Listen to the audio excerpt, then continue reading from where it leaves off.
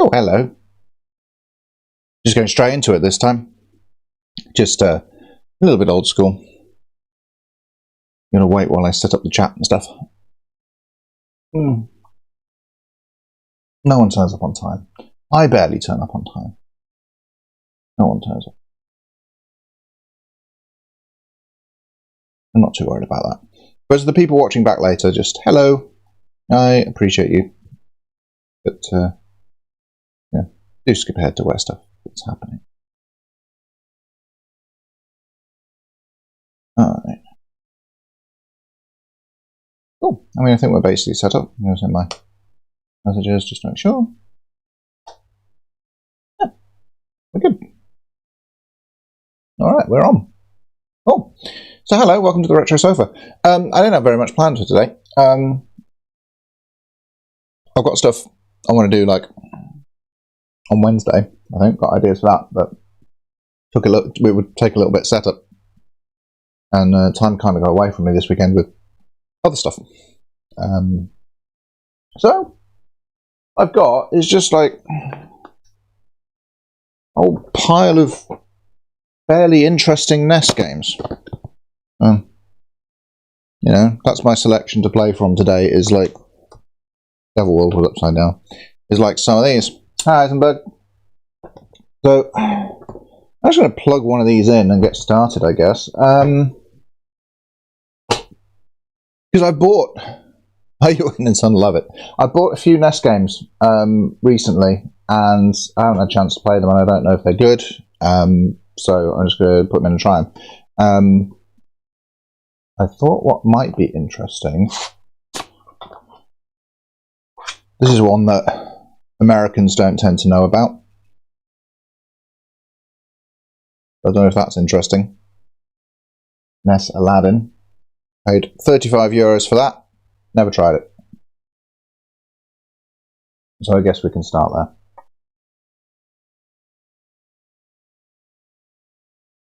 And then once some more people turn up, we can chat about whatever happens next. That's fine. But yeah, really, just hang out. It's a lovely Sunday morning. Let's chill.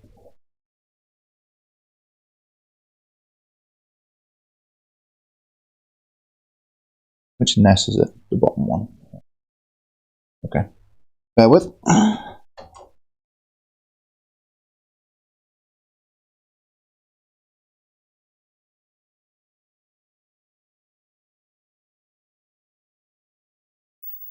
You know, we are live putting in NES cartridges here, so it might take a couple of tries.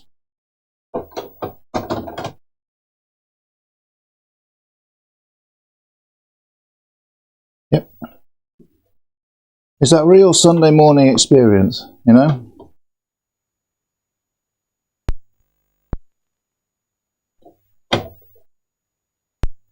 Round a friend's house, playing some NES.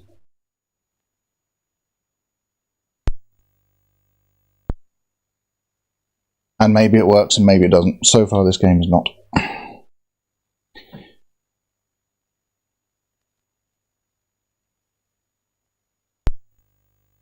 Unless you're a retro gamer, how often do you kneel on the floor as an adult?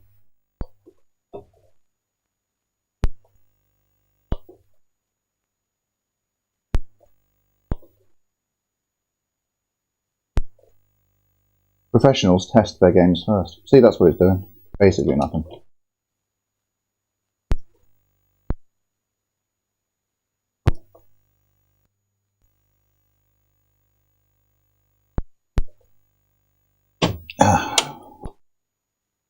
Maybe I paid €35 for a cartridge that doesn't work. Nope.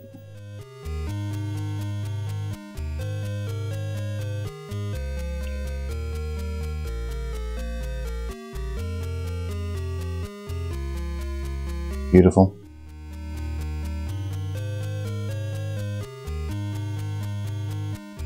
There's a little bit of flickering on the screen. That's not down to the cartridge. I know what that's down to. I don't know if there's much I can do about it.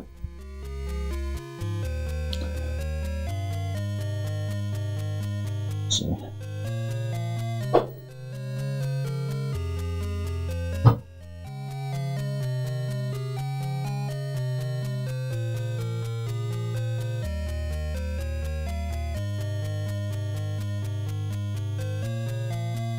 We'll see.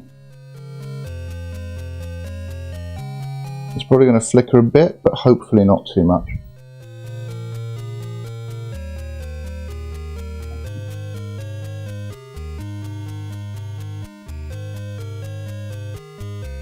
Oh, well, that's just gone. Damn, okay.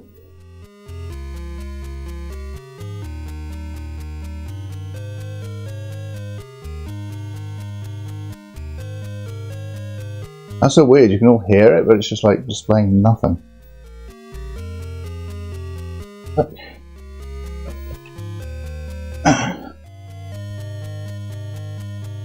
Start cables.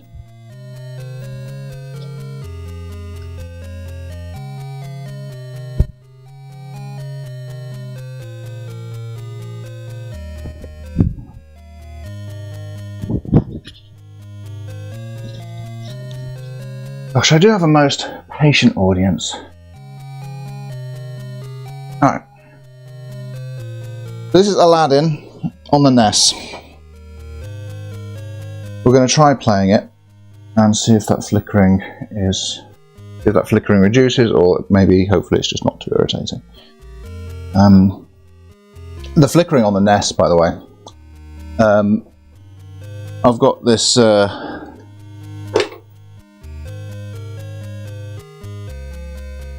that's actually pretty good graphics for the NES. I've got this capture device, obviously, and I've got a scaler. The scaler, I think, does put out a little bit of electrical interference. And all my other consoles, I've got really well shielded SCART cables for this reason. For the French NES, I'm using the original SCART cable it came with. So, that little bit of interference is there. You can reduce it basically by sort of moving cables and devices around, but I've never been able to eliminate it entirely.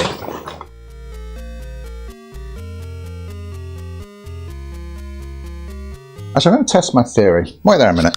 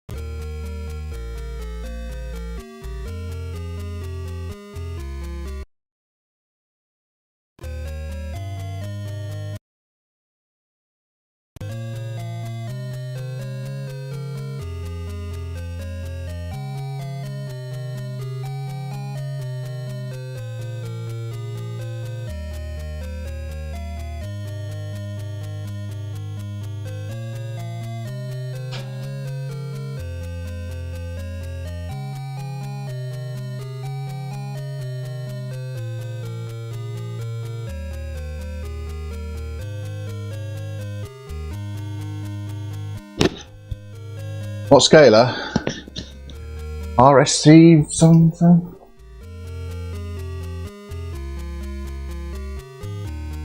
ODV GBSC.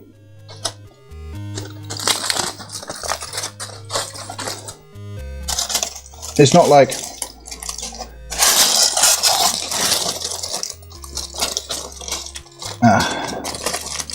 the most expensive. I don't have a RetroTink. But if I want to do NES, I might have to spend some money and get one and see if that helps. I don't even know for sure that that's the issue, to be honest. They are good value, yeah. And like, I do like it when it works. The issues I've got with it are this, as you can see, and the Nintendo 64 doesn't work through it because it only supports RGB. This is really well polished for something that is on the NES and only came out in Europe. It's way late in the NES's lifetime.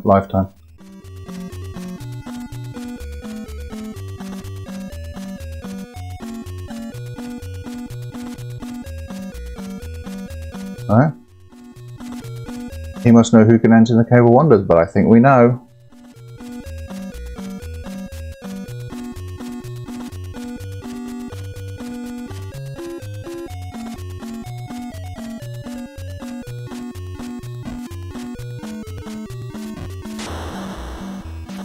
Well,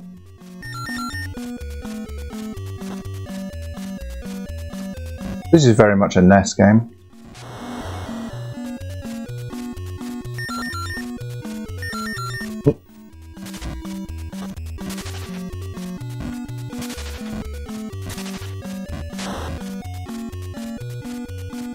There's this and The Lion King are a couple of like really late NES games. The Virgin made, obviously Disney times. That were just like straight ports of the 16-bit versions. Obviously this is the Mega Drive version we're playing here. Or it's trying to be.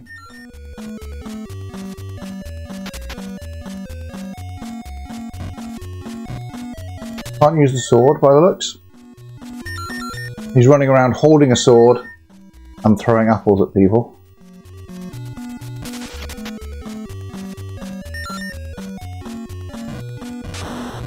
I'm assuming it's not possible to jump on enemies because it's the Mega Drive version.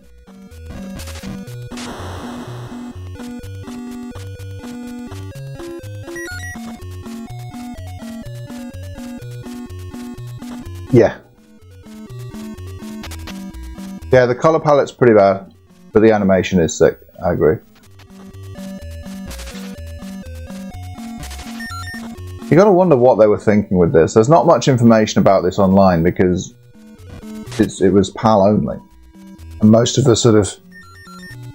This is why I exist, basically. Most of the information you find online about retro video games, especially the NES, is centered around NTSC. Can I not jump and throw apples? No, of course not. That'd be too easy. Okay. Yeah, I think that should have hit. Hi Muskin, how you doing? We're playing some NES games. Please excuse the flickering on the video. Wow, I'd really like Aladdin to be able to use that sword he's carrying. That would be really useful.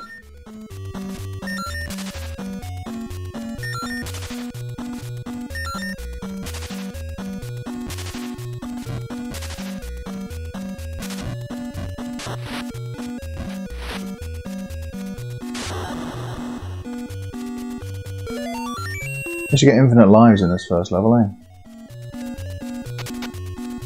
Did alright? This looks like they colorized the Game Boy version. Maybe? The Game Boy version of this definitely makes more sense.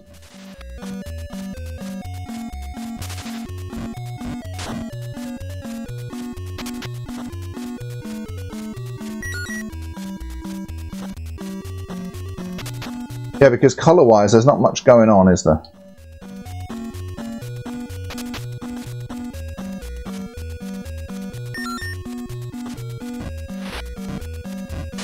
Animation is really impressive. In terms of playing it, like the movement's not bad, really.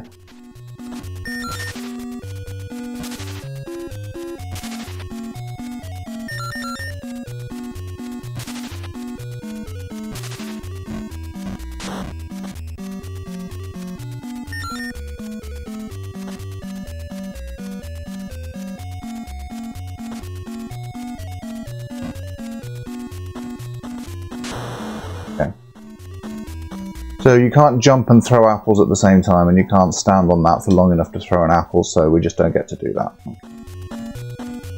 That's fine. Oh, that jump's like pixel perfect. I don't remember the Mega Drive version having like pixel perfect jumps. Ooh. Do that. Okay.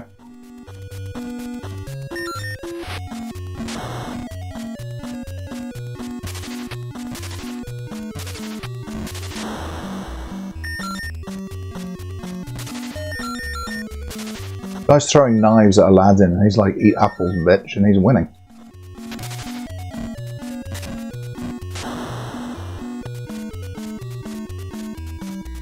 Yeah, we spend so much time worrying about young boys these days and looking for positive masculine role models, and Aladdin's right there, you know?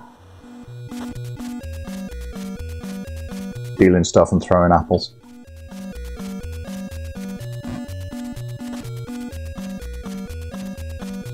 Okay, this is a shop.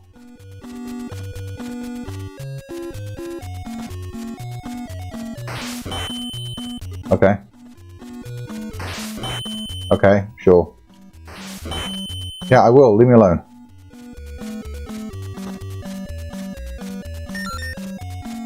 Yeah. I don't understand this game because I can't figure out. Obviously, it's a lot of it's.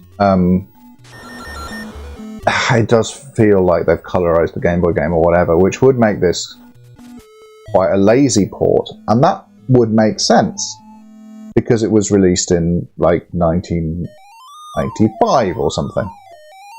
Oh, we lose. Like right at the end of the NES's lifespan. The SNES was out and well established by this point, and it was only released in there's a cave, boy. Cave of Wonders. Yeah.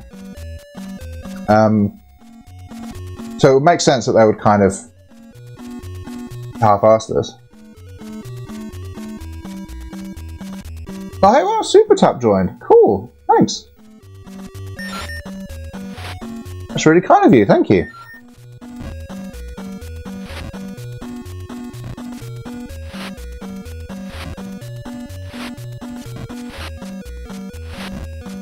But it's clearly not a like really lazy port because the animation is really bonkers good. They've got so many frames in there. The movement feels good. It's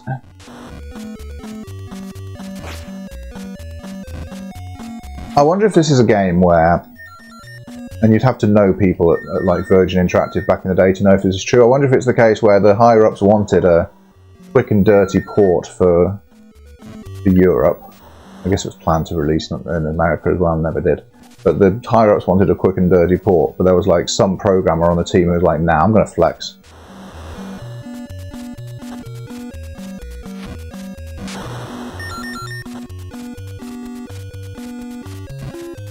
I don't know the Mega Drive version well enough to know if these level layouts are the same.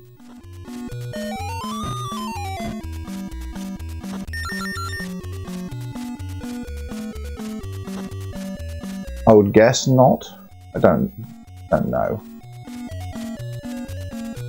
I've got that, it's a shame. I'd like to.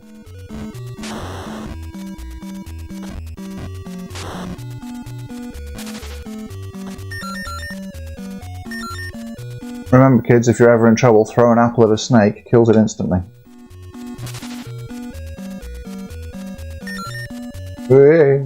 Okay.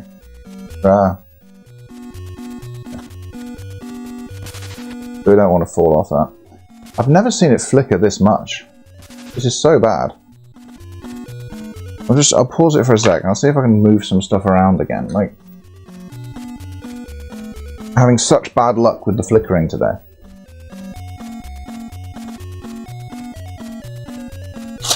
I can't fix it. I don't even know for sure if it's the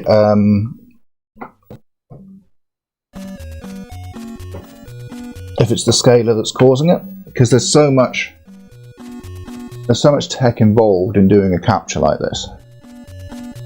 It really could be anything. I turn off as much stuff as possible. That's maybe better. Let's see. Oh no, there it goes.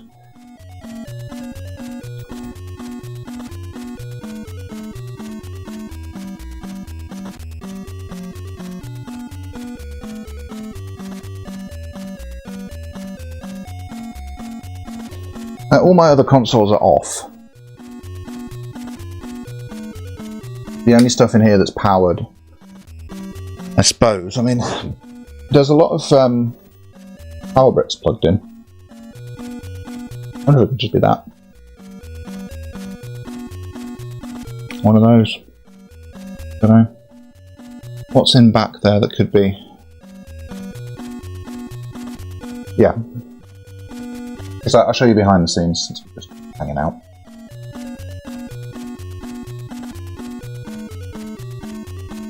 Feel that? Something there could be doing it, couldn't it?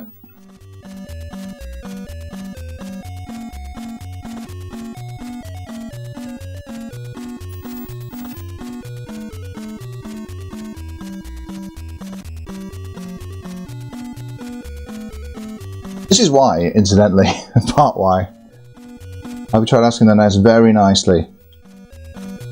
I don't speak French. It's a French NES.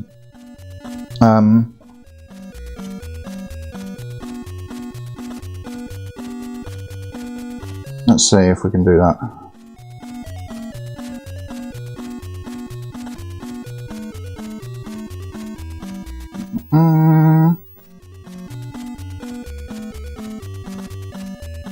Please could you stop flickering? I'm trying to play video games for the nice people.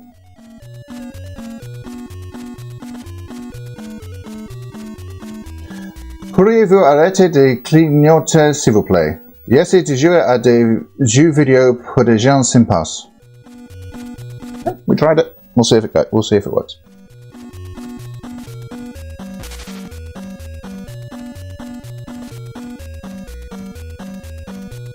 Apologies to France.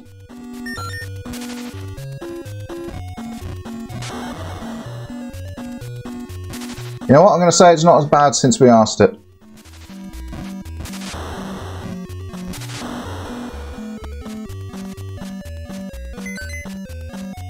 That was the polite form as well. We gave it vous.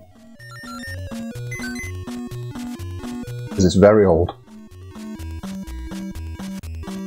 I want that, but I don't know how to get to it.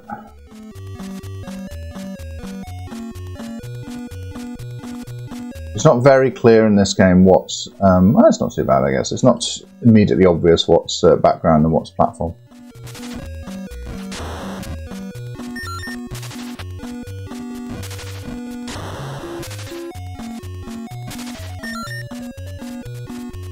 There's goodies there that I want.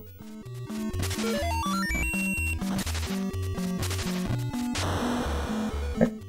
We can use the bad hit detection in our favour. I don't know what that was, but it's made my points go up. Oh, that's the thing you find in the game, and like, you do not under any circumstances have to apologise to France. You do when you butcher their language. They really like their language. Oh, you can jump and throw apples just about. Timing's a little tricky on it. I didn't see that guy, he was blending into the background a bit.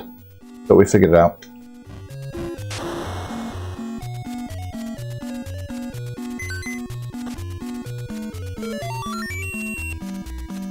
I'm not going to blind.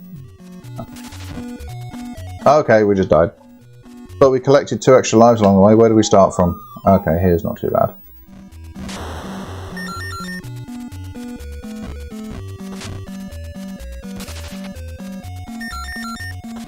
Oh, we didn't pick up lives. Okay. What did I think were lives? I probably thought the genie thing was lives, but it's not. I didn't have the manual. I paid €35 just for the cartridge, which is probably a little bit too much, but I tend to get carried away at these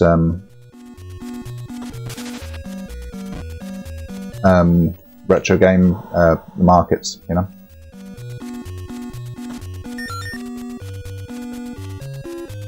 There's one that I go to, and I think probably the one where I bought this actually, where there's just no mobile reception at all in the hall. So you can't do the old trick of like checking eBay. You've got to know, or you've got to guess whether you're getting a good deal.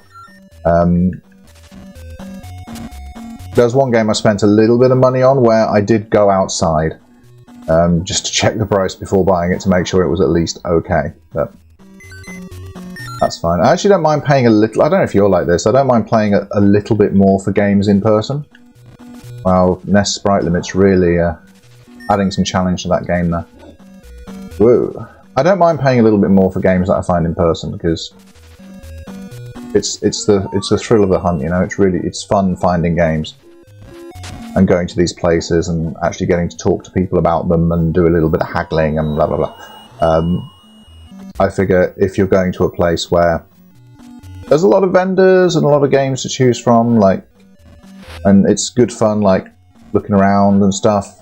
I don't mind paying a little bit extra for just for the experience, really. Oh, okay. When I collect that lamp, it kills all the enemies on screen. That's cool. Like this genie.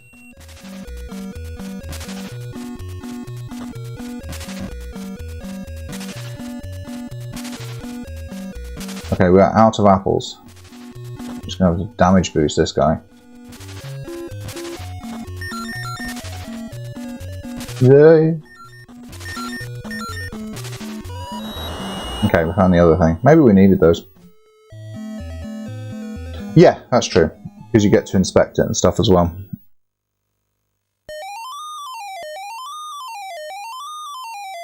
Lose, great.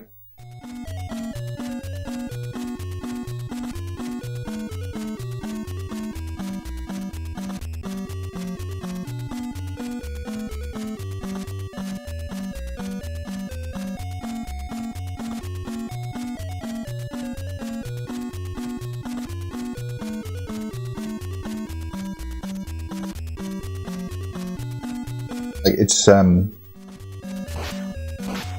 you can use his sword.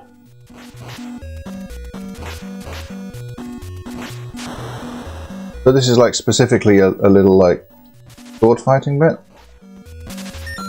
But I can still collect apples. Oh! Select switches between apples and swords. I could have been using the sword this whole time.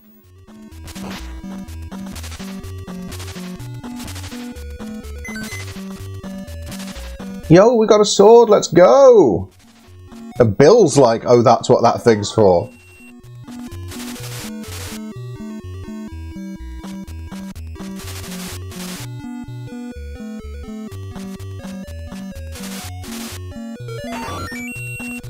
We don't just need to use apples, we can like properly like cut some guys up. Aladdin's no longer a good male role model.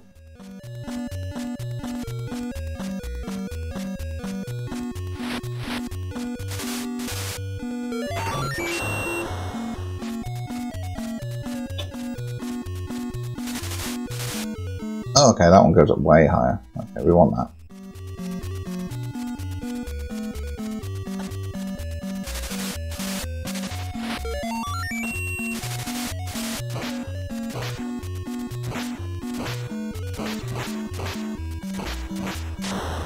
I wouldn't choose this game.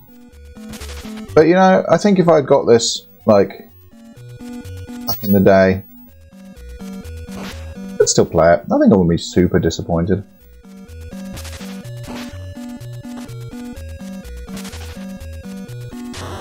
It's not Super Mario Bros. 3, but, you know, it's fine. Is it the same music for every level? Yeah, probably. I haven't really been paying attention. We'll stop this at some point and go on to something else. So, just put up with the music for a little bit longer, I guess. Oh, where I'm going. This level's a maze. SRB rating is going to the whole grade.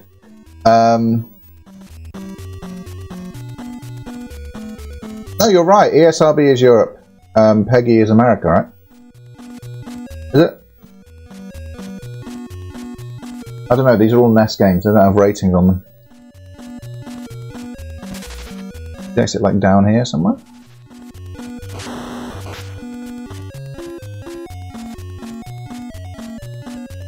No, it doesn't look like it. Then you probably have to go around and collect things on this level. I think a kid who liked Aladdin a lot and only had a NES would have a decent enough time with this. I think so too. It's playable, it's challenging, it's well made. It's trying to do too much with the animation, which makes it feel a bit kind of clunky and sluggish, I think, but Not horribly. That was way worse on the NES.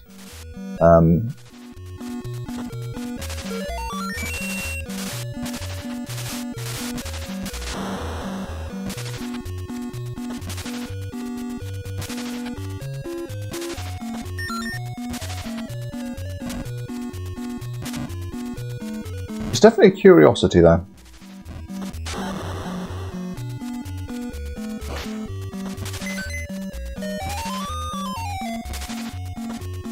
I'm glad I picked it up because I like stuff like this. Like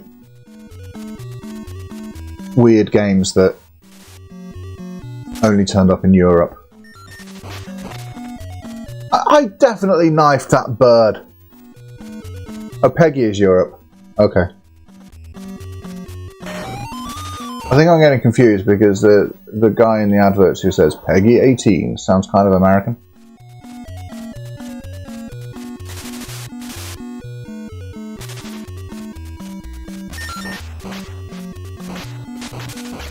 Yeah, okay. So you can't knife that bird until after it's eaten.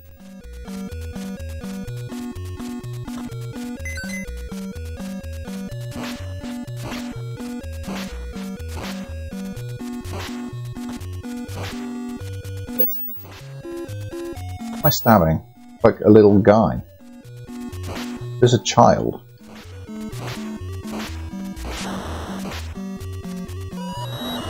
Now, I presume that was a boss.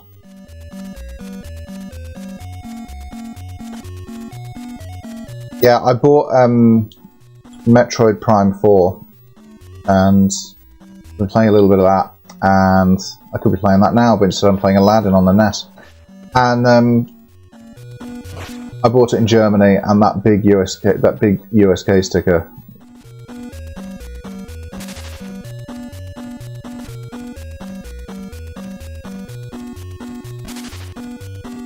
The Metroid Prime 4 box art is so nice, but like...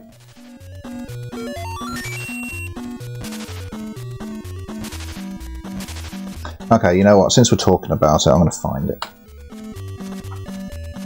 Talk amongst yourselves for like a minute. Actually, I can still talk to you, this is a wireless microphone. So I don't like buying games in Germany so much because of the USK thing. It's not a big deal, obviously once you put the game in, it's the same game. But it is kind of unfortunate. Maybe it's great if you're a parent and you want to see the really big distance if your game's suitable for little Timmy. Not Timmy, what's a German name? Little Gunther. No child's called Gunther. And so maybe you want this. But look, right? They've made the logo smaller. Compare this to your copy. Like,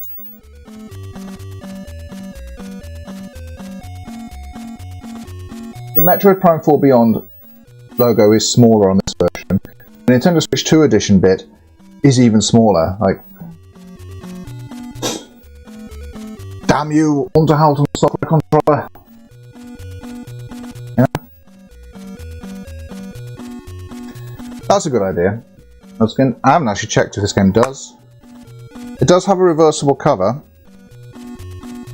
but it's not really... It's not the same thing.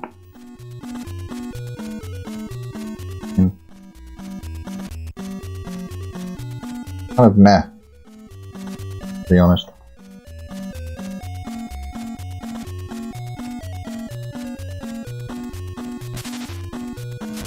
But I think that would be a good idea, just like a bigger version of the game art without all the nonsense, the legally required stuff. And you could do a nice thing with the back of the cover as well, right? Because the back cover's got all that stuff about, you know, how many players the game's got, and oh no, we've just fallen down back to the start, haven't we? I think that might be enough, Aladdin.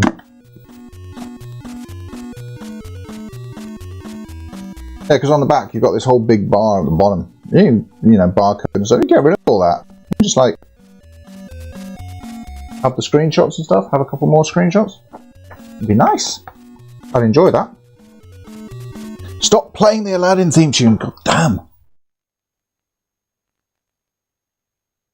Sweet silence.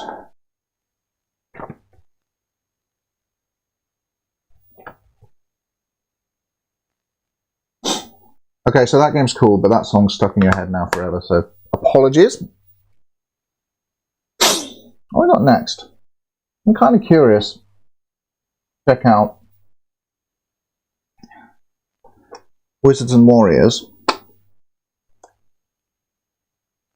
We've also got Anticipation, Nintendo's first video board game, party fun for all the ages. But, you know, it's a party for one. I'm just sitting here. And Light Gun, we've got Gumshoe.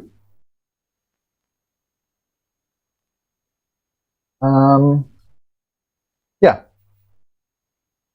First one to say one of those. Wizards and Warriors, Anticipation, or Gumshoe will be the next game.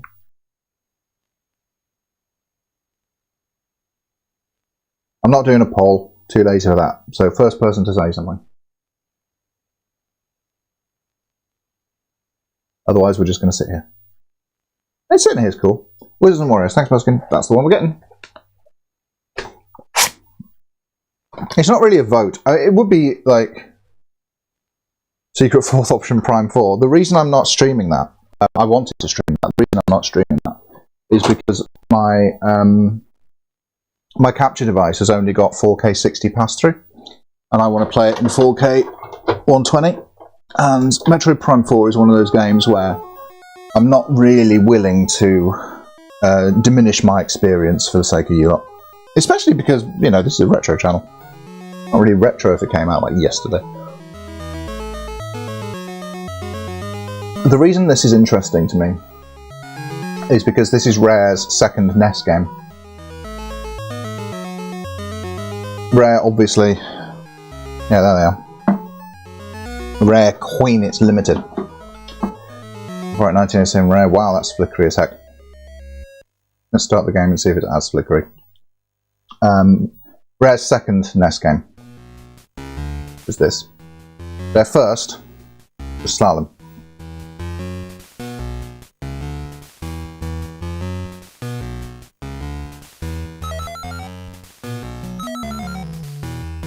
Rare was the first how do you control this thing? Rare was the first non-Japanese developer, I think, to develop for the NES, which gives me an awful lot of pride and patriotism. Can't wait for the second channel, the Modern Couch, where we play modern games. Yeah. I think I want to go in this door. Can I open this? Guess not. Alright. He's such a weird little guy.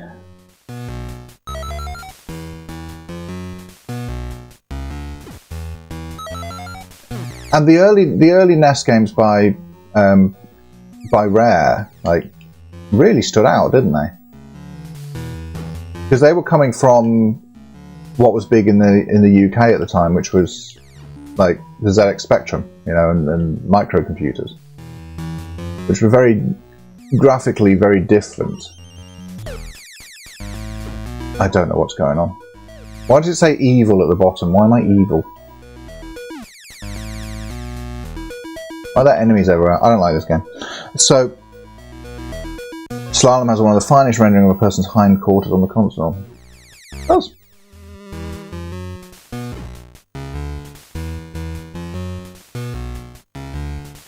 Okay, cool. I might have to figure out how to play this game.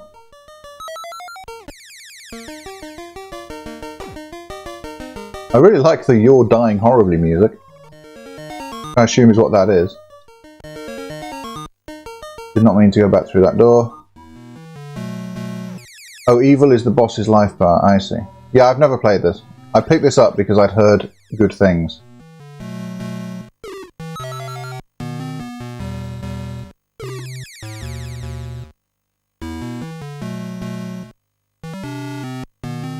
So far, not super impressed. This is the second game we've played today where the guy appears to have a sword, but it's completely useless.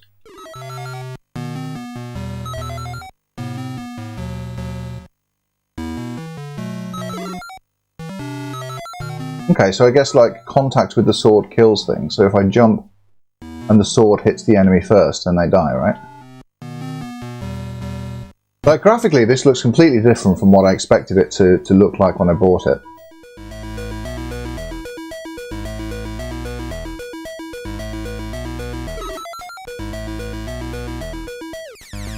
Because this is just goofy. Oh, can I not make that jump? You would like to.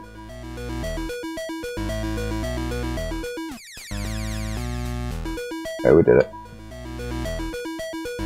Yeah, the stabbing thing seems useless. There you go, just pull over again. This game is super difficult. Okay. I'm feeling it. But it's not completely unfair. You know, that respawn there was quite nice. Oh. Oh no. Was that fall damage? Oh no. Oh no. I fell so far. Just imagine, like, Linkin Park's In the End playing over that fall. You have to imagine it yourselves because copyright.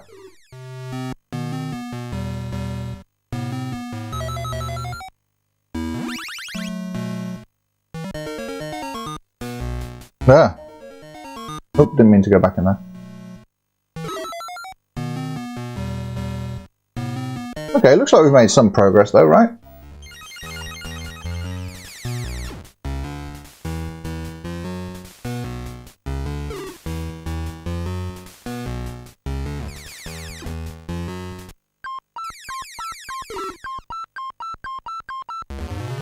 Thou hast discovered Dagger of Throwing.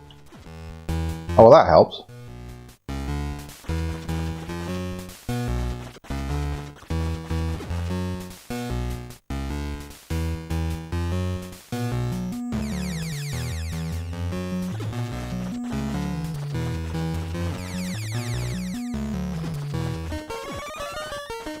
Is that guy saying I need 100 gems to get past him? Is that the deal with that? So I've been sort of really half-arsing the collection of these gems. Ow. And dead. Thou hast discovered Boots of Force. Okay, that's cool. Can I jump on things now? Is that the deal? Well, I can't survive a little bit of fall damage. The goal for it's press any key. Love it. The goal for this, I'll be able to give that guy 100 gems. Okay. Do we still have our Boots of Force? Yeah, we do. This game is hard, but it's very fair when you die, isn't it? It's a lot more than other games of the era.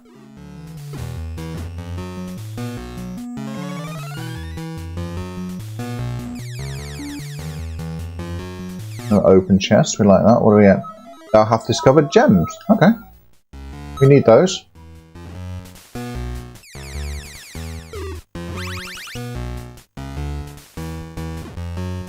That'll help us pay the toll.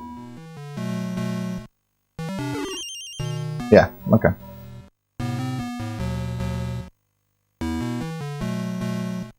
So this, like, swinging the sword is useless.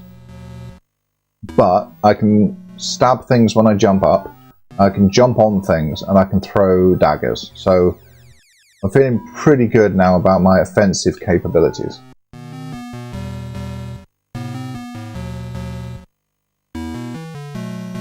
I've yet to see any wizards or warriors.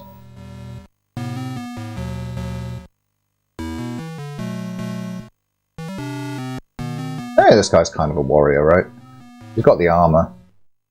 But, I don't know, warrior as a class, I'd associate with, like, well, the guy who's on the box. Like the guy in a big beefy man in his pants.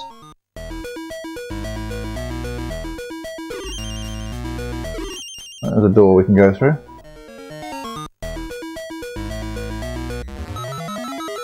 More gems. Cool, we're doing it.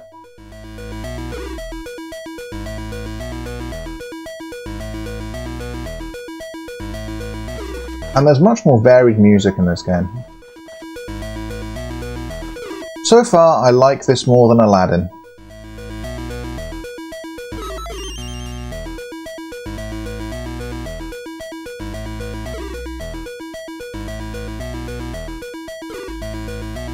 Well, of course, games don't have to be good to be interesting.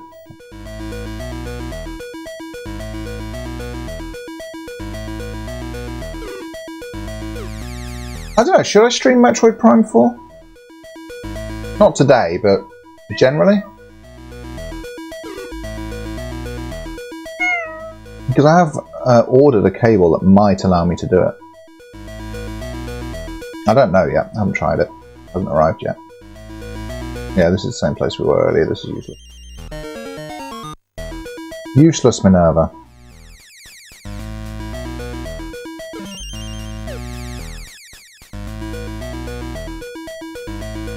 Okay.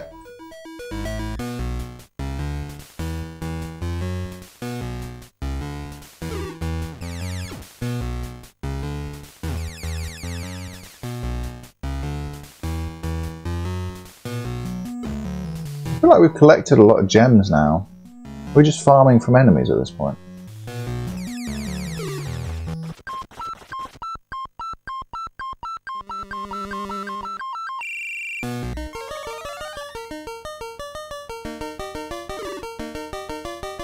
Oh, this is invincibility, huh? Oh no. What was that then? There's a key up there. Obviously can't have that. Ooh, there's a gem. What? Oh, let me back in the door. I want that gem.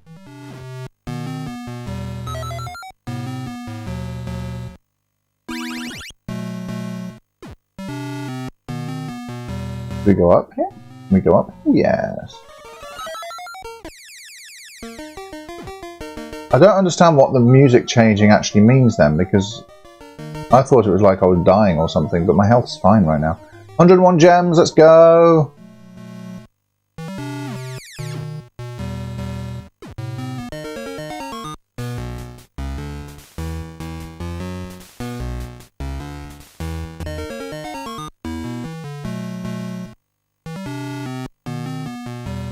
Let's go up, so. Go up inside this tree, I think that works.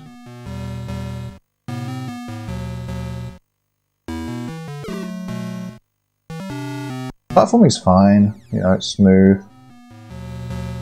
Easier to play than Aladdin.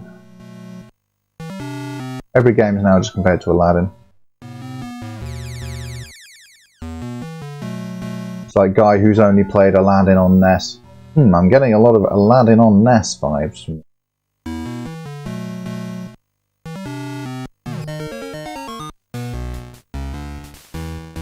now we can go up here.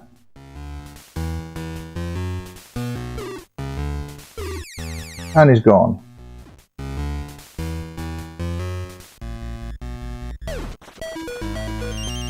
And we fell into a tree.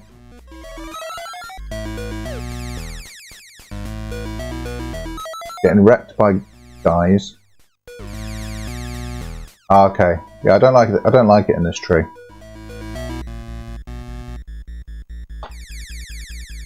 Yeah.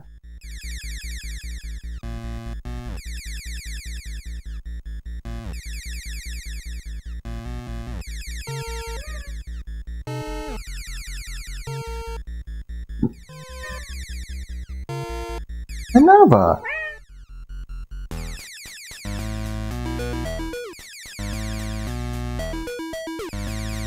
She's not like complaining, she's just really excited by the brush. Don't worry about Minerva, she's fine. Oh no, game over.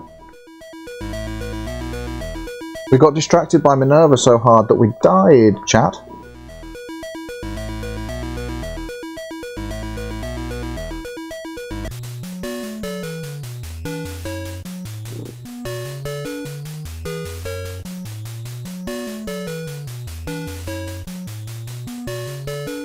Would you watch a second channel that's just Minerva ASMR?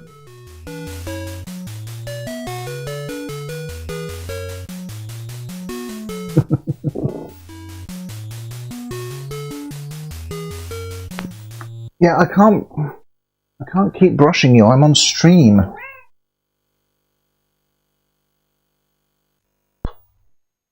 That was all right.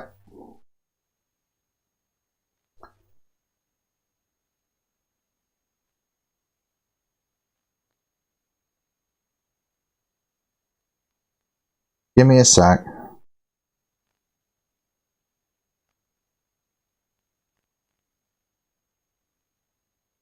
It's my fault for leaving the brush on the sofa.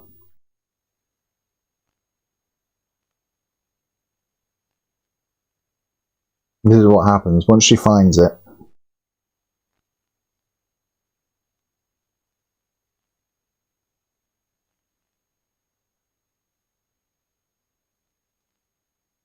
Everyone brush your cats.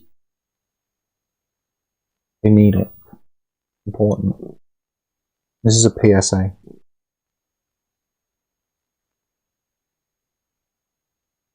Brought to you by Minerva.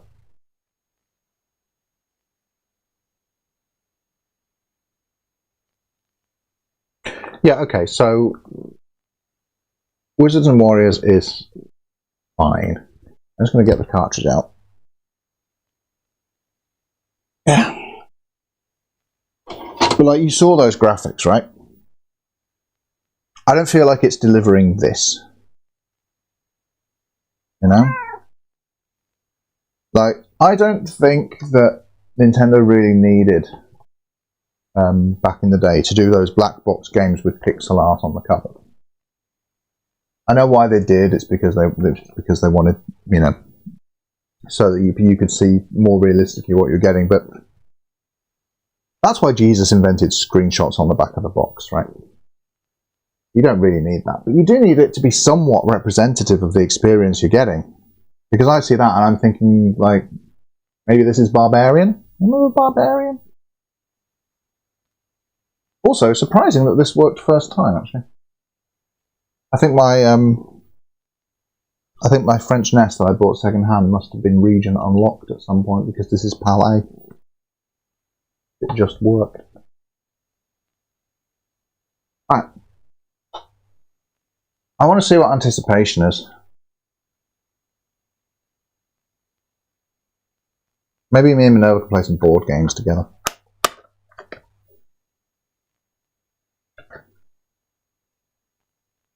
Nintendo's first video board game, party fun for all ages. You do better on Twitch, by the way. I figured this out. When you play popular games that people want to watch, like, even though those games have more viewers, like if I pop in, like, Super Metroid, there's lots more people playing Super Metroid than there are playing Anticipation on NES. But people who want to watch Super Metroid already have an awful lot of choices. But it still gets more viewers in, generally, if you're playing a game that people know and want to watch. Now you're playing with brain power. I like the advertising on the back of this box. Okay, let me just throw this game in, and then we'll talk about the back of the box a little bit more.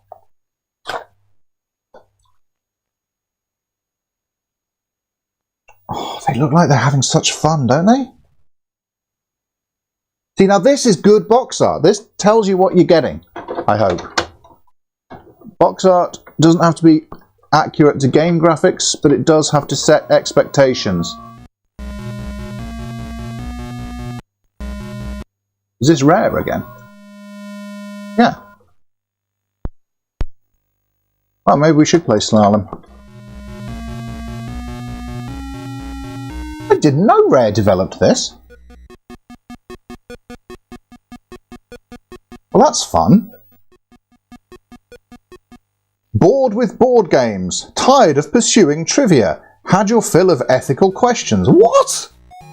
Had your fill of ethical questions? What questions am I going to be asked?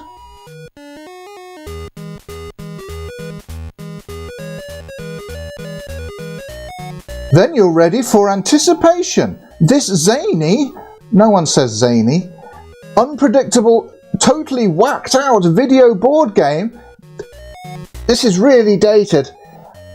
Begins with a giant connect the dots puzzle. Zany! Suddenly, a video pencil starts connecting the dots, and before you know it, you're in a maddening race against the clock trying to solve the puzzle. Is it an igloo? A penguin? A pineapple? It's definitely not ethical. Whatever it is, you and all your friends will have a great time trying to guess what the pencil is drawing. Guess right and you'll get a crack at the really tough puzzles. No dots or clues, just the pencil drawing a picture. Think you're up to it, then challenge your friends, or take on the computer with a capital C. Either way, this off-the-floor board game will challenge you, excite you, and generally drive you crazy for years to come. Oh wow, this is promising a lot. Yeah, this is a great tune too. I've also noticed that the connection is not quite right on the cartridge, so we've hopefully fixed that. I'm just giving it a little wobble.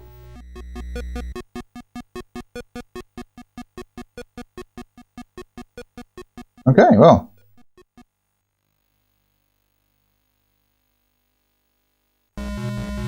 Yeah, I did notice that the cart needed reinserting. Select number of players. Up to 4 players, that's cool. Number of computer.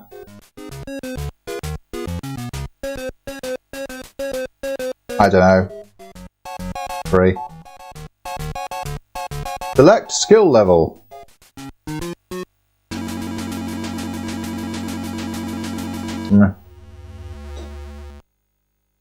Okay, I'm playing as the shoes, I think.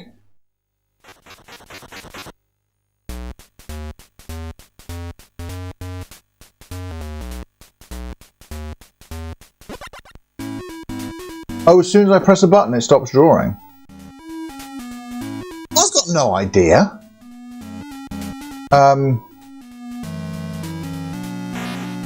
Wrong letter. Last chance. D. I warned you. What?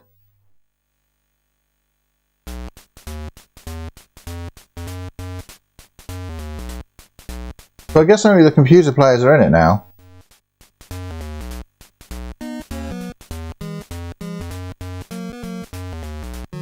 Are we thinking horseshoe, chap?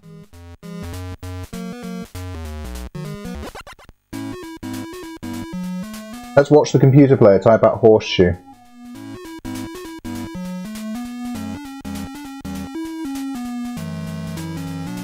Okay, cool.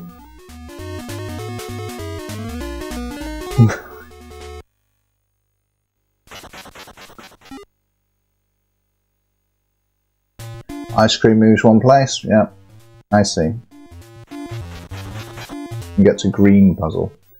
Leisure is the category.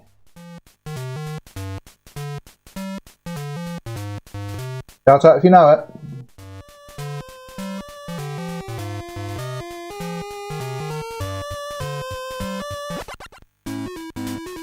I think goal?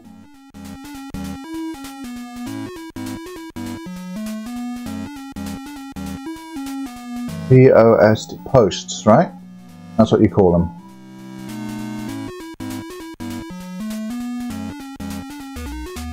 We did it!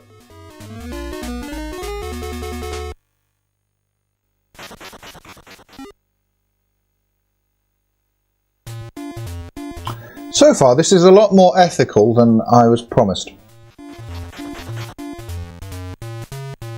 Food. Okay, I like food.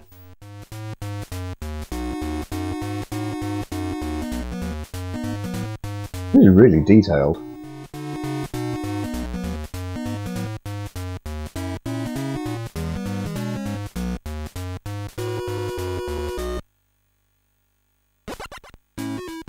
What?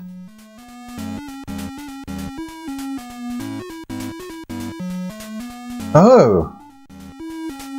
Okay. Yeah, I mean, I guess.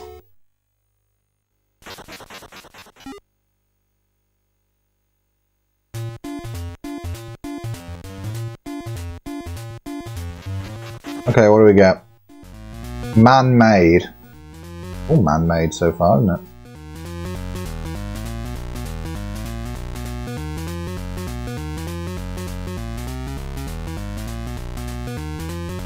It's a house or a barn or something like that. I don't know what that 3 letters at the start is. Dog house? How are you supposed to know that's a dog house specifically?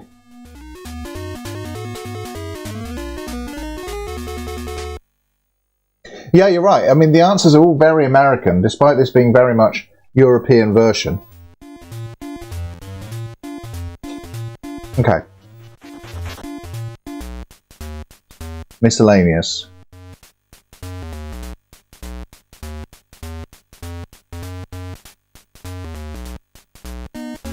Does it just drop?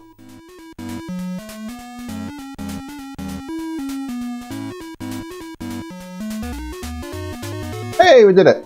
Morning, Jedi! We are playing Anticipation now. I've been through a couple of NES games, and so far this is the best one.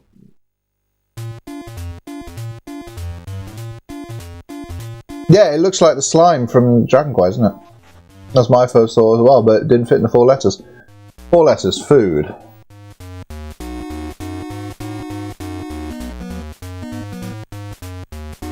It looks like cheese. Is it brie? No. Is it cake?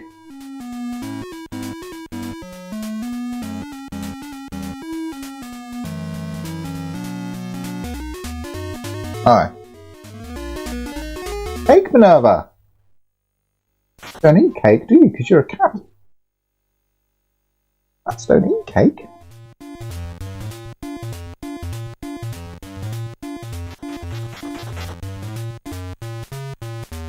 Alright, we've got another food. What do we think, chat? 7 letters. Sausage? Yeah, sausage, right?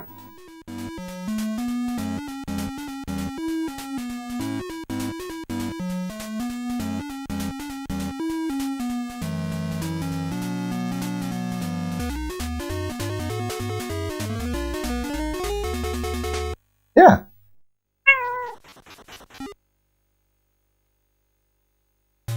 This is really good. I want to see them. I want to have a look in the instructions later and see if you can play 4 players with this, with 2 controllers. Food. Gingerbread? No, that doesn't fit.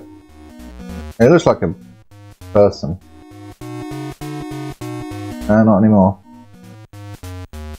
Cupcake. It's cupcake.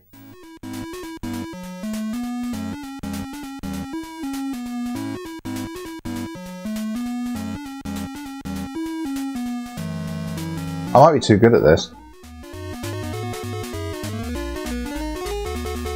Is this all the game is, though? Because I would like some more mini-games or something. I guess I need a blue one now. Okay. We got a blue one. Man-made.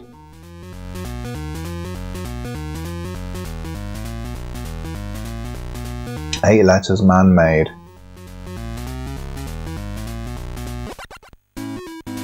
Is it apartment? APA. No.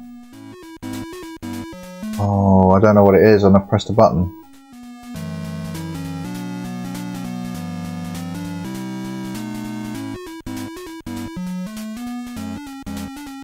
I'm gonna guess hospital. No. It's some kind of building.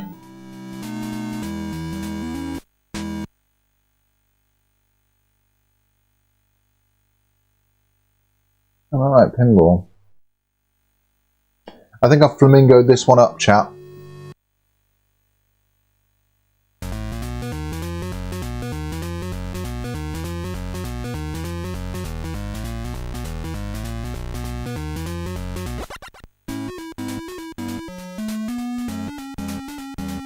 I don't know. Oh, just building!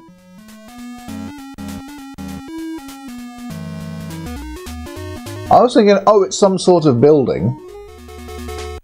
What sort of building is it? It's a building. Obviously. Silly me. That was a shame, because it was a blue one that I needed. I've got pink already.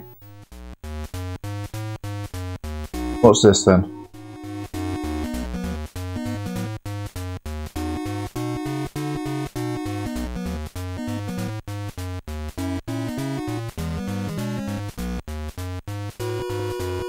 Ice lolly? How are you even typing stars? Trumpet?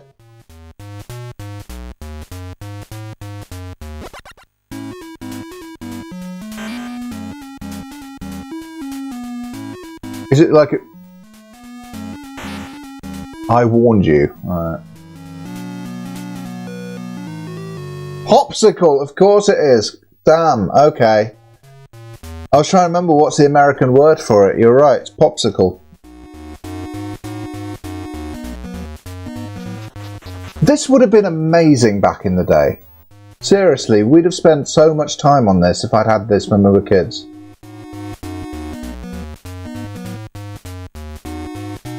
Steak? No. Is it just, it's candy, isn't it? We're again being very American.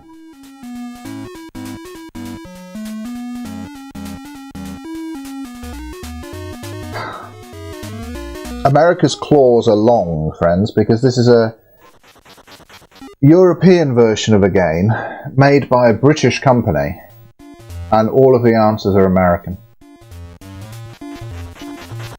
Made in Japan as well. There's nothing American about this game, except all of the answers to the questions. Leisure, 4 words. Book?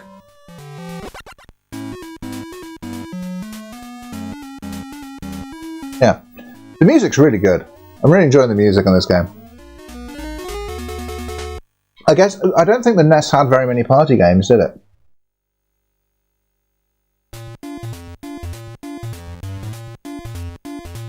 I don't need green, I need blue. Such a shame I messed up the blue question earlier. Leisure. That's really long.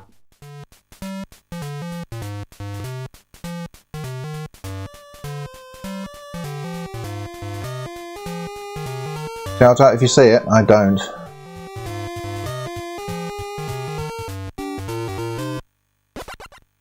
Oh, it's a fishing rod.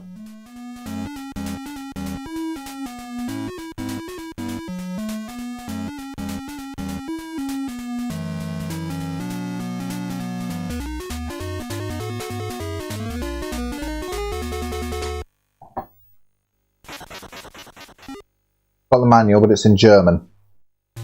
Again, very much not American. Bedienungsanleitung. Richtig, zum Spielen sind englische Grundkenntnisse erforderlich. Okay.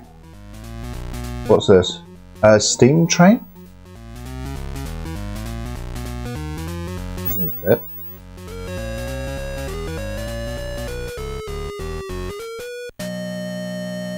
What? A factory? What is this?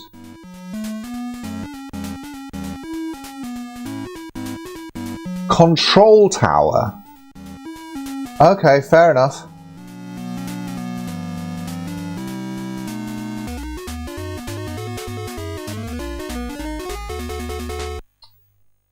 It's kind of a shame, really, the way that you know from my history of Nintendo in Europe video, the way this works, that NES games were all made in Japan and then ordered into Europe by a bunch of different distributors. And they'd all come with the same cartridges and boxes. Leisure. Some kind of ball. I mean, the last word's ball. I'm going to say tennis ball, because that fits. And the games were all... No. Okay. What kind of ball has that many letters? I'm thinking rugby, but it's not going to be rugby, is it? No. It's not even the right shape.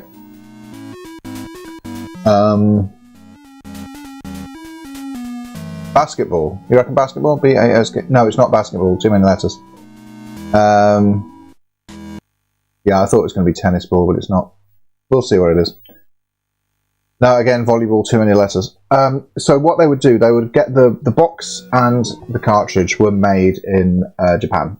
And the only thing that was different would be the instruction manual. So each country would get to put their own instruction manual in the game. This is how most games were distributed for the NES in those days, when it was these small boxes, right? In the early days. Changed, obviously, later on. So that kind of means that for this one, They didn't have the German distributor didn't have the opportunity to put on the back, warning, this game is entirely in English and needs very good knowledge of English to be able to play it. So German kids, I guess, would just buy it, get it home, and be like, "Oh, was it Beach Boy? I wasn't even watching." Miscellaneous 1, 2, 3, 4, 5, 6, 7, 8, 9, 10. That's way too many letters. Yeah, I mean that's what I was thinking.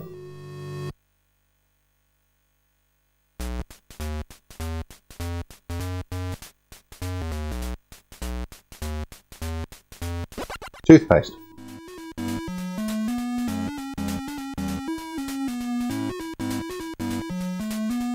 And German kids will be looking at this going, Zahnpasta! Bitte Zahnpasta!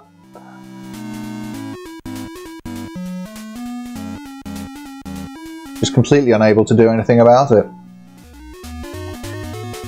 Every question is, Papa, wie heißt Zahnpasta auf Englisch?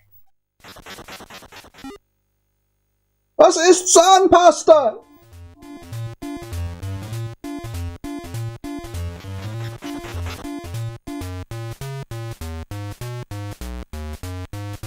Food, okay.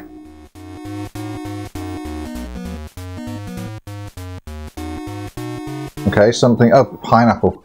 I was thinking something that explodes.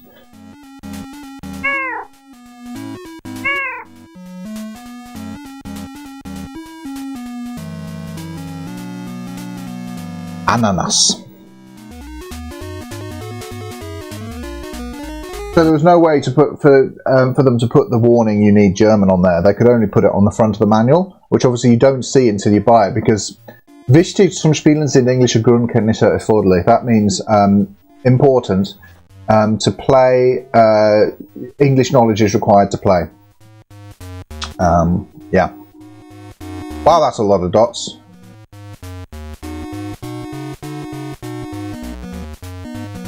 What do you think it is, Minerva? What do you think it is? Food, 6 letters. Is it cheese? Probably cheese, isn't it? Yeah, we were a little bit too slow there, weren't we? You like cheese though, don't you? Minerva only likes really nice cheese. She likes really fancy Parmesan. She doesn't like cheap cheese. Oh, blue, we need blue. I need to pay attention now. Cracking cheese, Gromit. Yes. Man-made. I don't like the man-made category. That's why I'm still missing blue. Teepee? We're thinking teepee?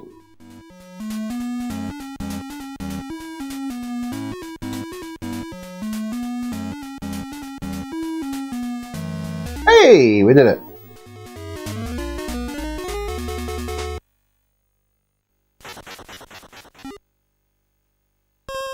Shoes exit to level 2. Go shoes! Wow. That's extra.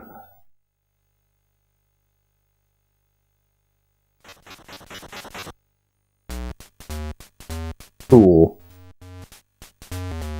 And no dots on level 2. And apparently you don't get to know how many letters it is either.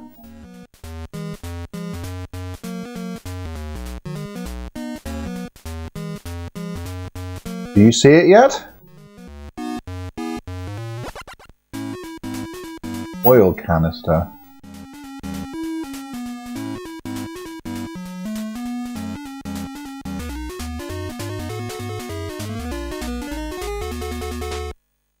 We're too slow there, Minerva.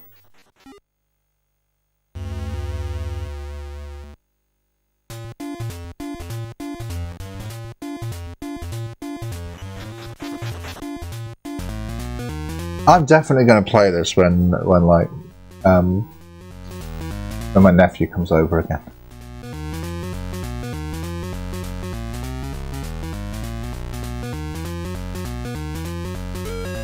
And television doesn't fit. Or is it window? Window always... Window's a weird word. It always has fewer letters than I think it does.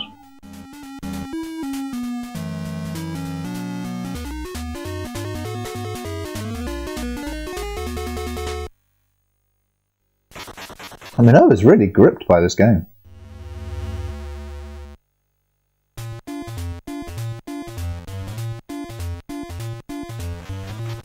Alright, you ready for this chat? Science!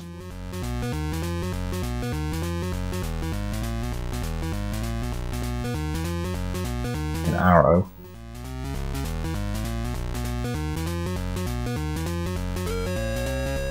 Are we thinking weather vane or aerial?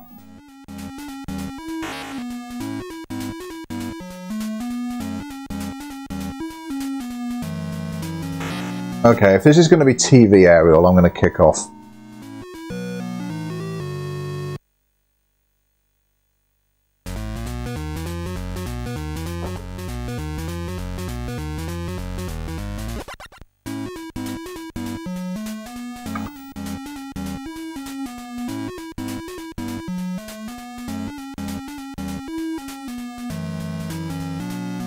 Is that science? I don't think that's science. I think that's very much the opposite of science.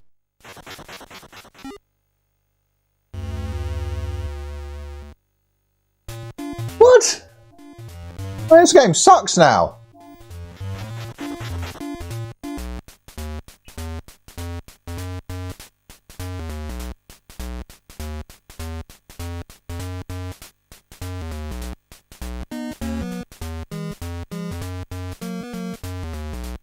Dumbbells.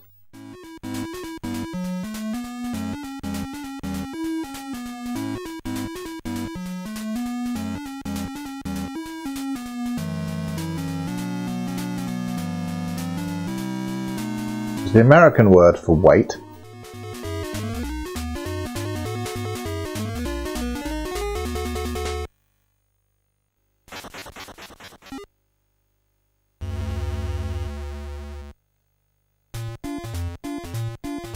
Okay, we need a green, so let's go. Let's see if we can get a level 2. We haven't got any level 2s yet, chap. Office, right, I've been there. Boss. The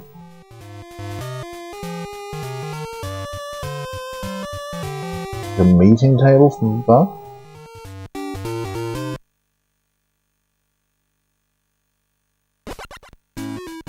Is it coin or is it cent? We're going to coin. You do get coins in an office. Not necessarily what I'd associate with an office, but they do exist there. Sagittarius does not exist in science. Okay, we don't need a blue, but let's give it a go.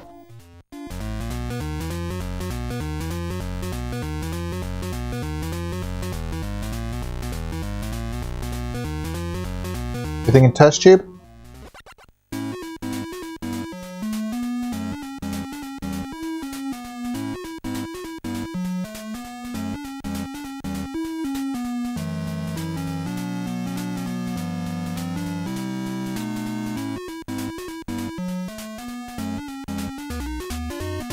So far, these questions have been very ethical.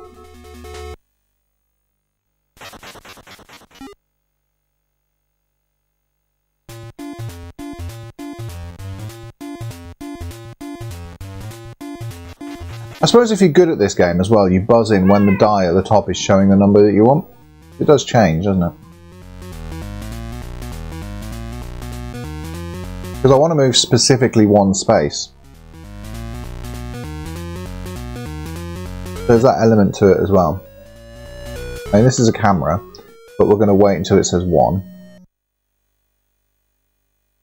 And we're going to buzz in, because I want to move one space. What? Can't be a brand name, can it?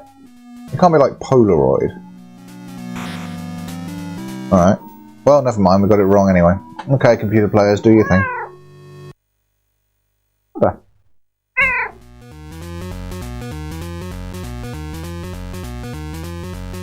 It's a floppy disk. It's a freaking floppy disk. It's the 80s. Of course it's a floppy disk.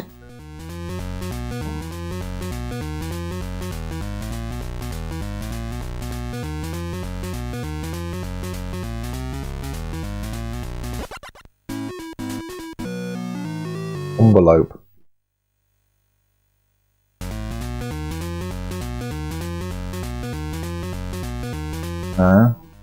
Clock.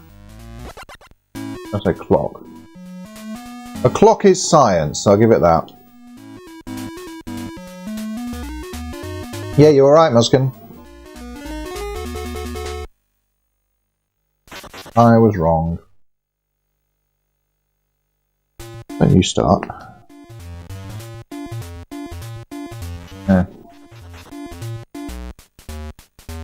Ooh.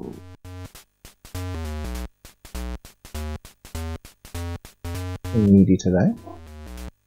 Because the brush is here. You can't possibly know that. Oh, come on! How'd you get screwdriver from that?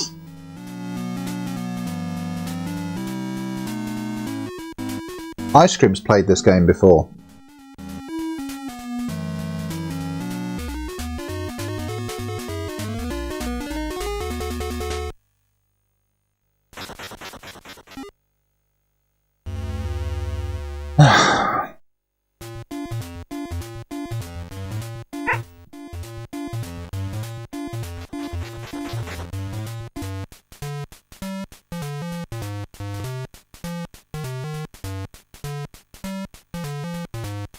Leisure. I mean, it's a rubber ring or like a water ring or something, isn't it?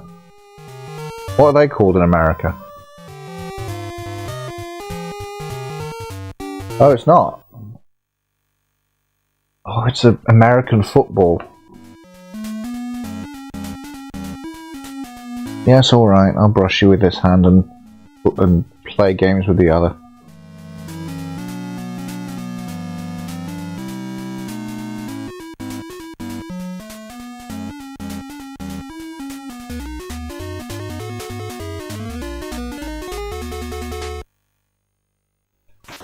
Cheating CPU players have been around for a while.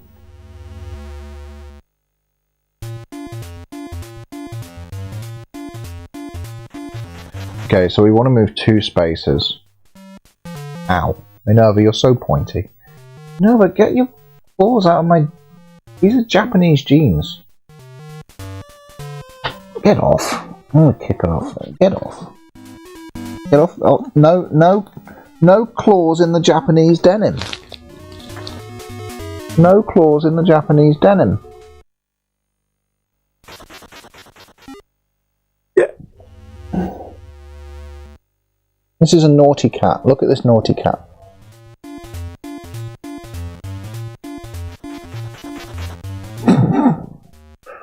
It's funny. I don't even know what that puzzle was I wasn't watching. Okay, go away now. Go away, I've got to...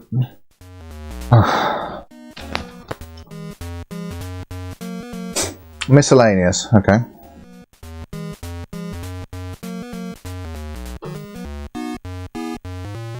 Crack. There are worse ways to represent that.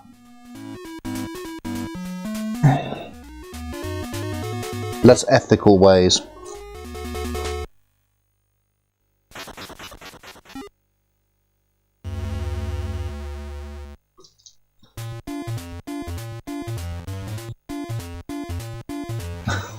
Minerva is not prepared to answer these ethical questions. Whatchamacallit? Now that's not fair. I mean, whatchamacallit is pretty much the whole bauble.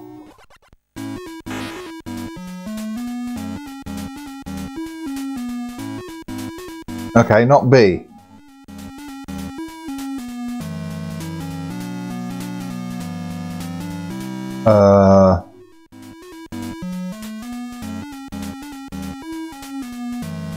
I don't know.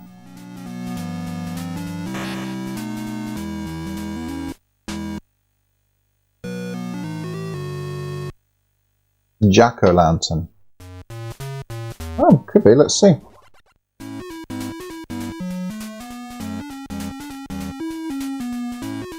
Oh, earring. I mean, I guess.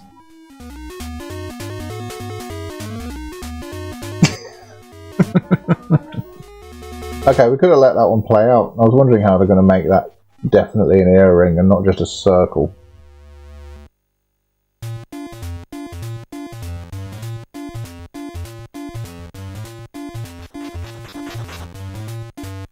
Leisure. I really wish the NES didn't flicker so much.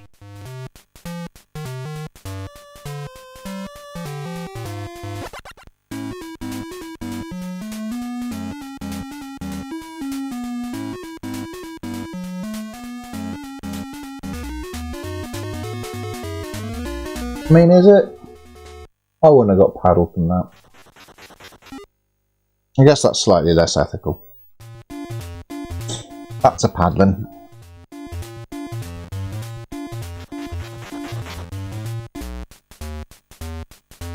Miscellaneous.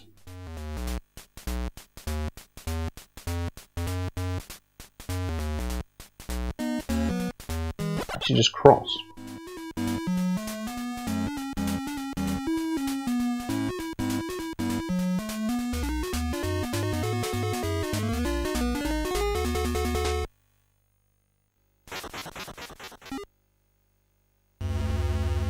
Now we're up to level 2. Okay, we need this one, chat. We need this one. We need pink. Oh, it's a whatchamacallit.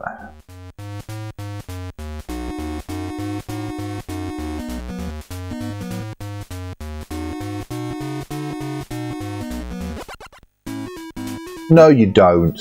Come on.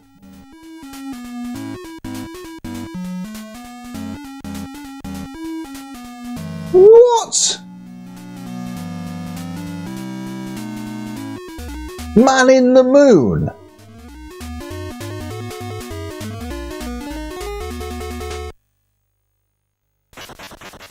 That's not even what it is. It's a very man on the moon. Why is a man in the moon?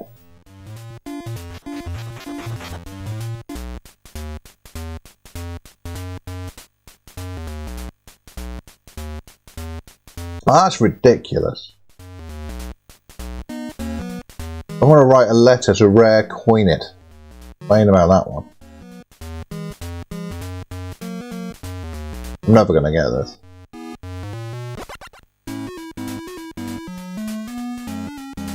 Oh, hot dog. Hot dog what? Hot dog vendor?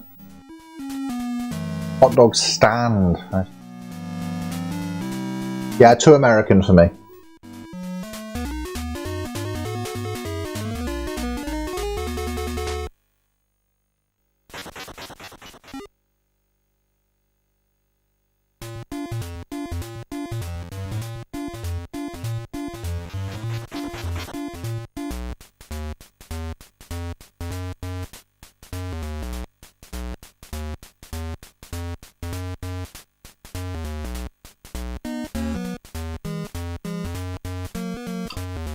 Any ideas? I don't know.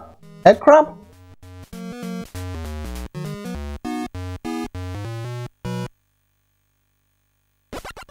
Is it Space Invader? It is, isn't it? It's legally distinct Space Invader.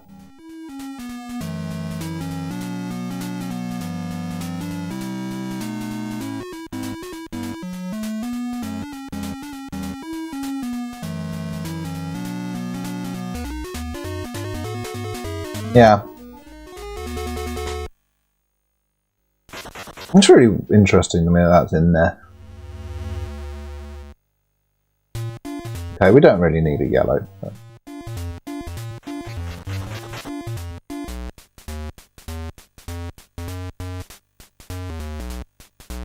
Level 2 sword.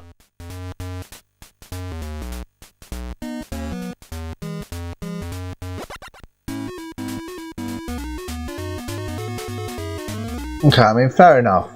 I think that was gettable. No, these questions aren't ethical. That's the point. It says, had your fill of ethical questions? Then you're ready for anticipation. So no, the copyright infringement is is unethical, so you know, that's what it's promising. Igloo, innit? Not igloo. Flip. What's not an igloo? Climb.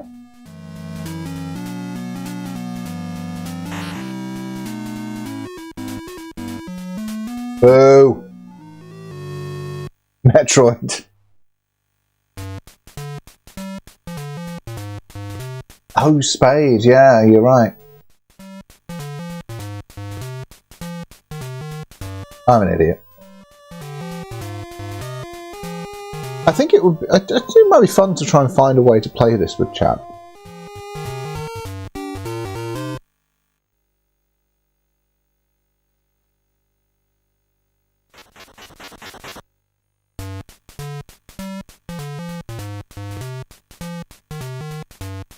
Pretty doable, right?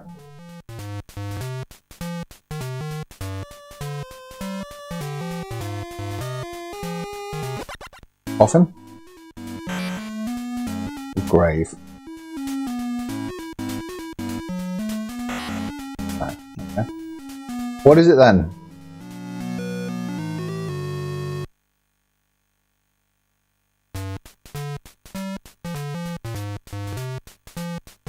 Bible. You're right, it's Bible. Yeah, that's alright, that's correct, you just censored it.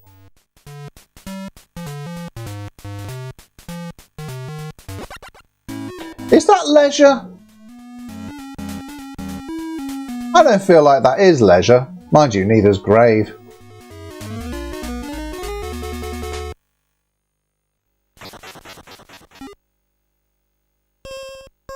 Oh, balls. Teddy's on level 2, chat. Teddy's going to wreck us.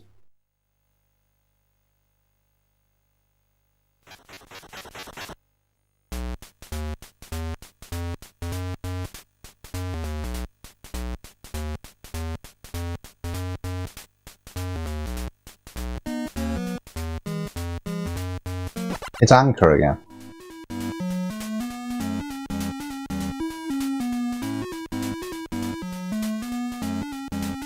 We're already getting dupes, so that's not a good sign.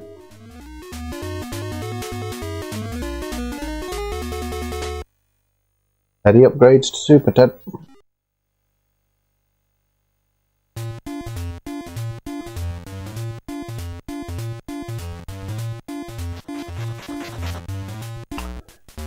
Okay, we need to move 3 spaces now.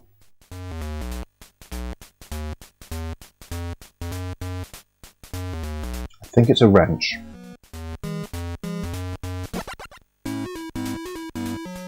Yeah. But because I want to move so many spaces, I was hoping that they wouldn't get it, so I could get it. When the die had gone down to 3.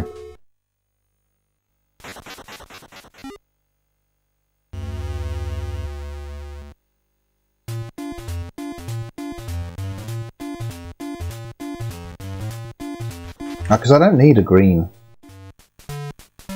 Leisure. Bit of fish. The answer is just fish. So I just put in fish. Fish. Is it just ball? Is it really just ball? It's 4 letters, is it just ball?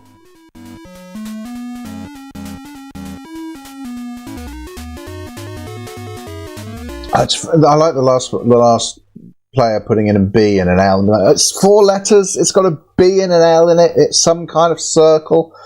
Oh, I don't know, just stars.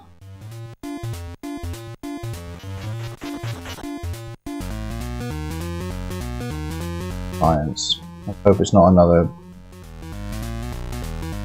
star sign. Pencil. Rocket. Yeah, it's rocket. Thanks, Trumpet, for the hint.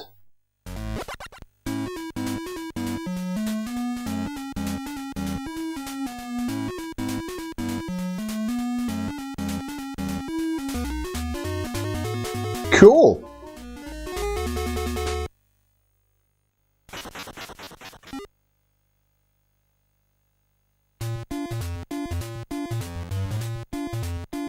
Music's pretty good too.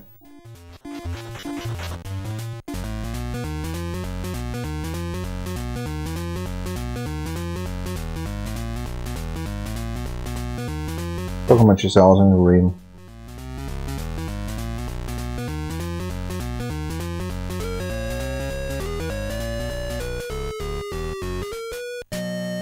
Robot. It's R2-D2 specifically. Oh, is it not? What else is it?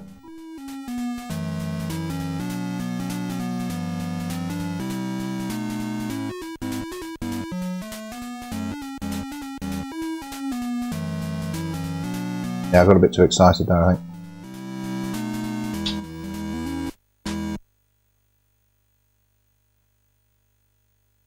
See, that's how much text it uses to describe the pause function. Do you see that? It just says pause.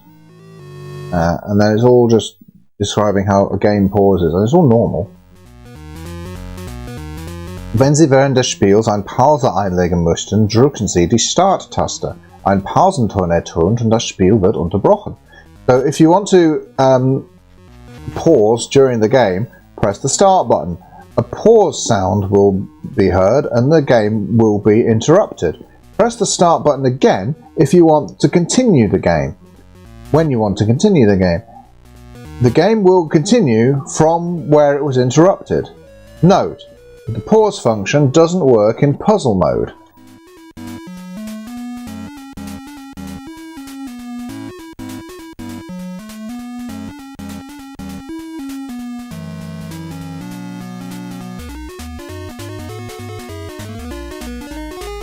Was it Droid? I wasn't looking.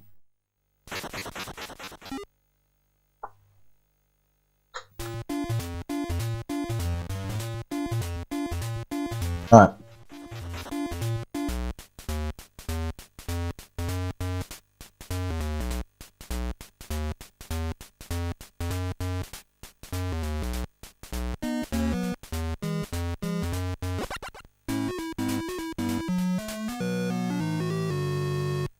Thanks for that. Change it when it's 3. Paintbrush.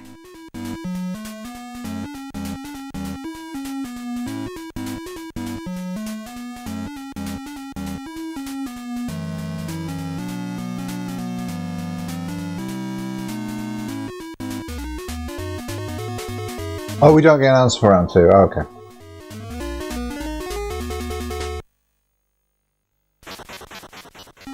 But yeah, maybe Droid. Okay, yep, go that way. Okay, we need this. We need this. We need this.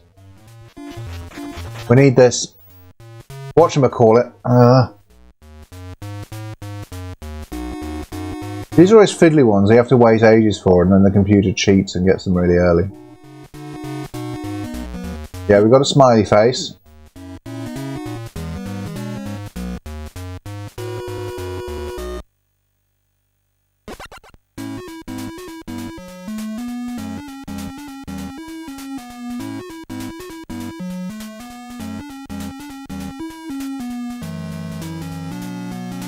Oh, I see.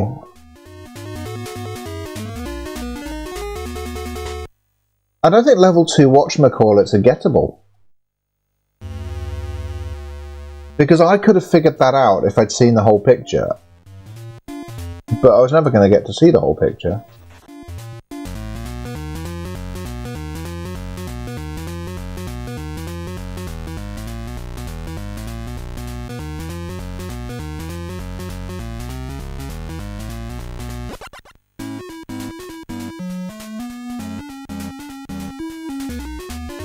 Door? That's a door?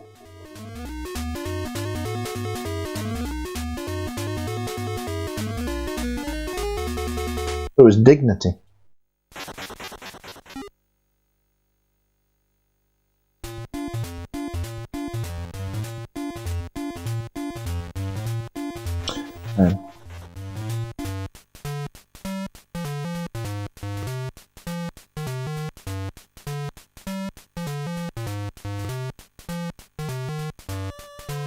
Leisure, it's something ball again, isn't it?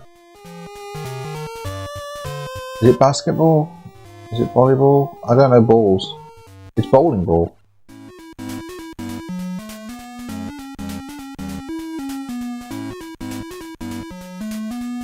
I'm trying to understand from the manual if you can play 4 players with 2 controllers. Because I don't really want to get a 4 score for this, you know?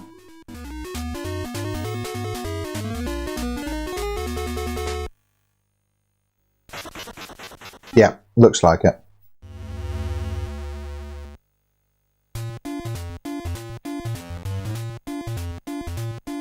Yeah.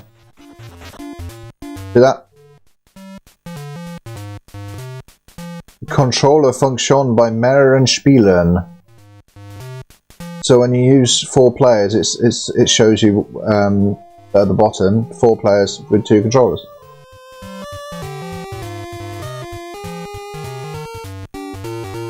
Because I presume what you do then. I'm just going to type dollar in here and then I'll continue talking. $sign, yeah.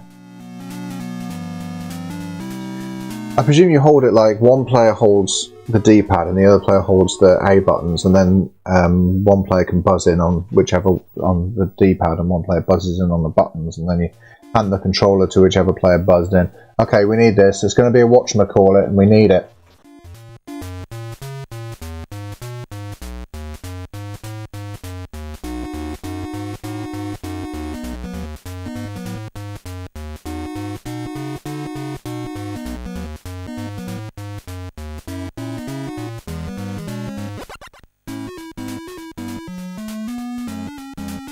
Peter Pan! Ah!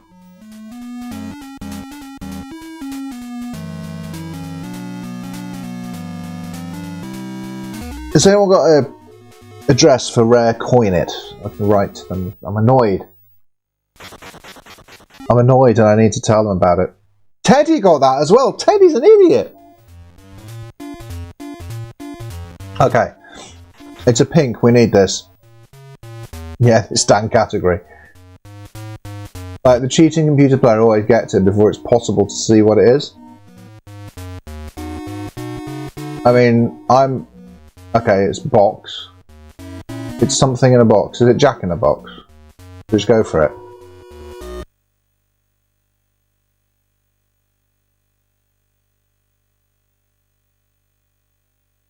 What? A to Z. Yeah, it's not a Jack in the Box if it's A to Z. I don't know what that was.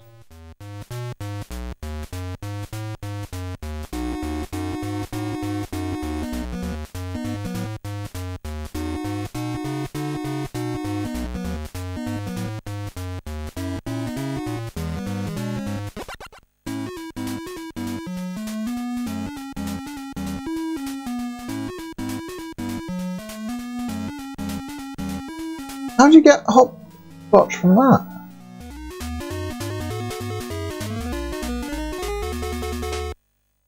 It's not right.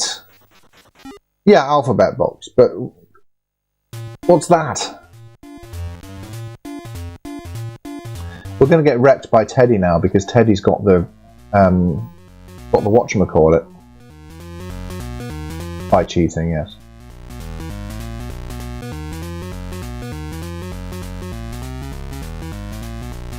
Flask, isn't it? Oh, that's way too long for flask.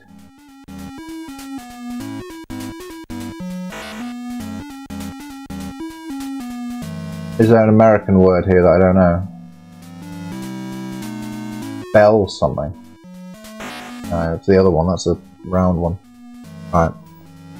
Alright, we're not getting this one.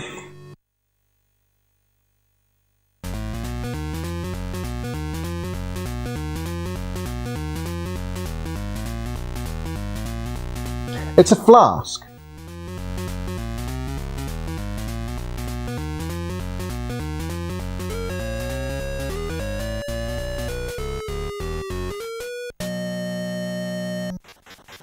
Obviously a flask.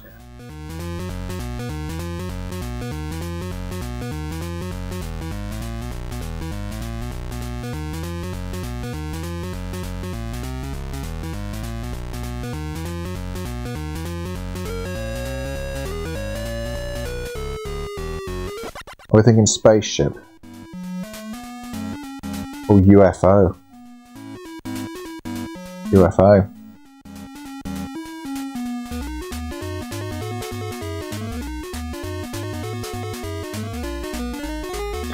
Teddy is such a whatchamacallit, you're right.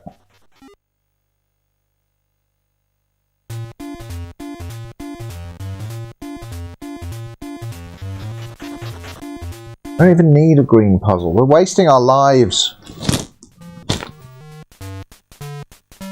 Office balloon.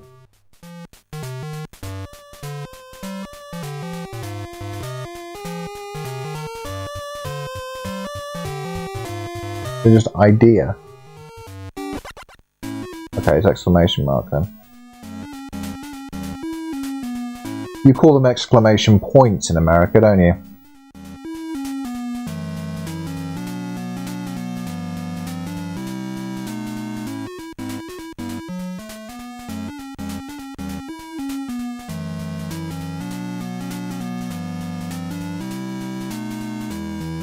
Good job I know that. I was thinking light bulb as well, but then it wasn't. Game will surprise you. How many exclamation points you use in the office?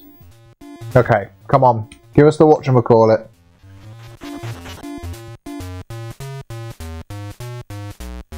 We've got to get this chap. It's important. G O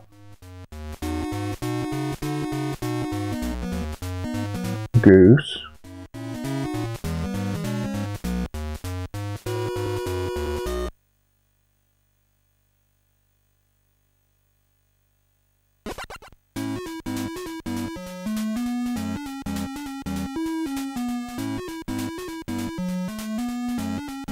What do we think is the word that's after goose? Because I don't know.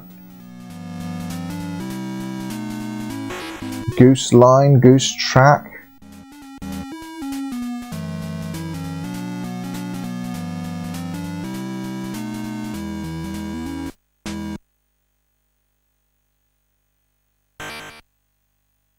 Don't know. Goose cooked?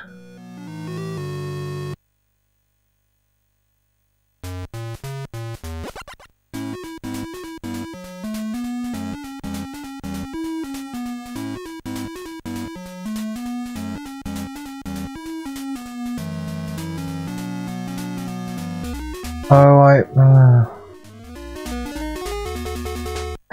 I hate you so much, Rare Coin It. Like, so much. Of course it's Goosebumps. Why wouldn't it be Goosebumps?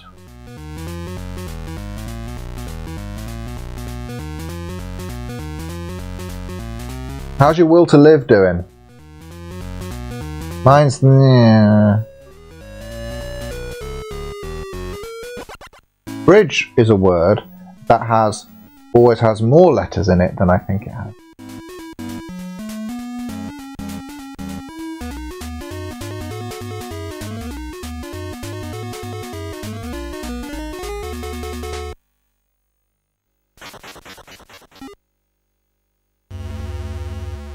Okay.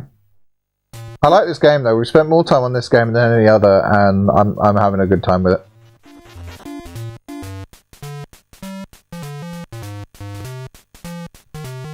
It's infuriating, but I like it. Like Minerva.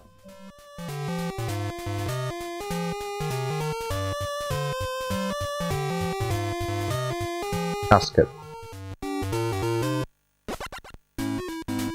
Oh, yeah, it's just, isn't it?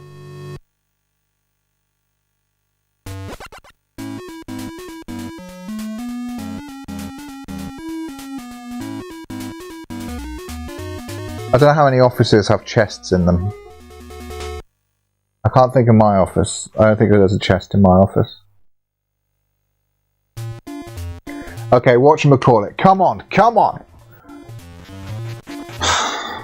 Come on.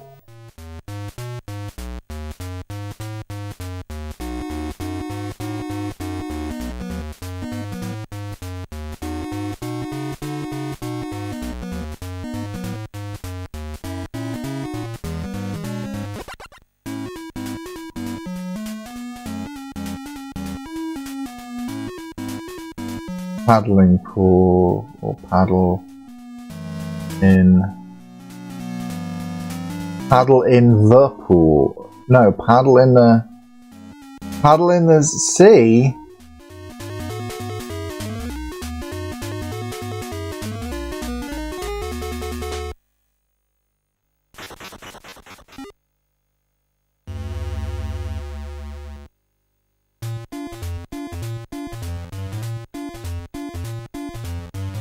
They're so cooked.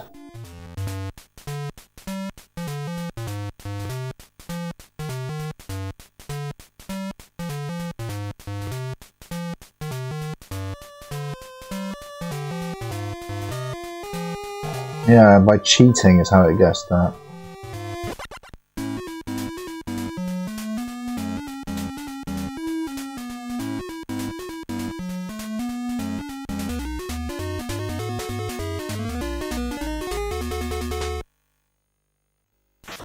The computer cheats, right? Which makes the whatchamacallits specifically, I think, pretty much ungettable.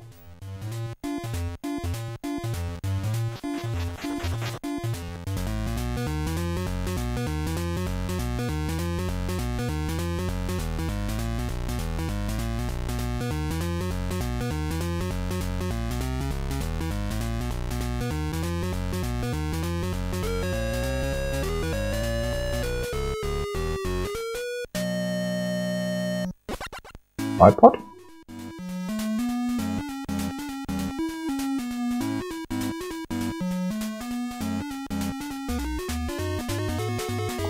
Yeah, you got it, Trumpet. You got it.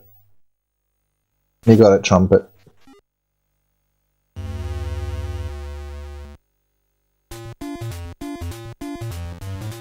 Trumpet needs a yellow. And stop Trumpet from getting his yellow. Miscellaneous, that's annoying. 4 letters miscellaneous.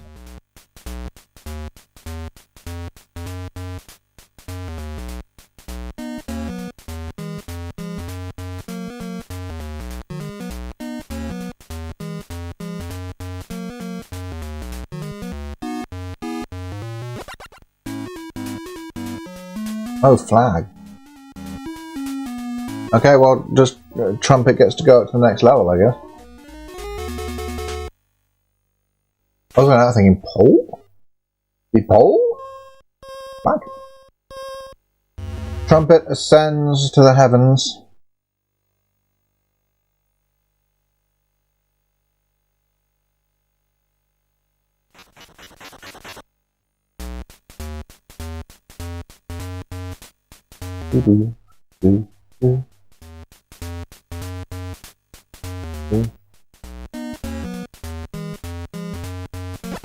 I'm going to say screw. Okay, I'm going to say bolt.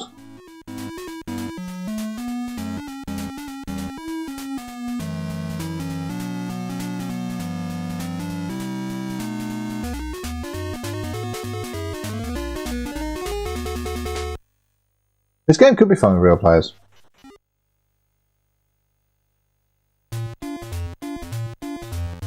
I hope Teddy's into that. Not very ethical. Maybe not in public.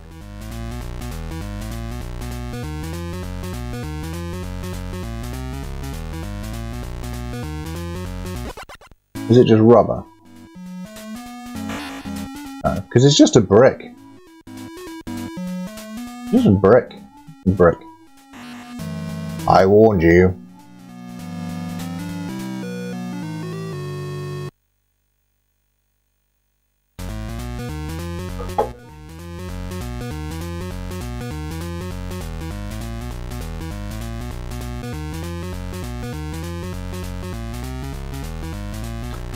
It's a chip.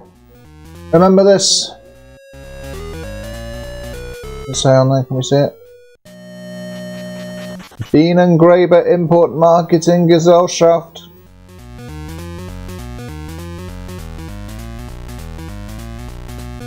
Yeah, that could have been a razor, but it was.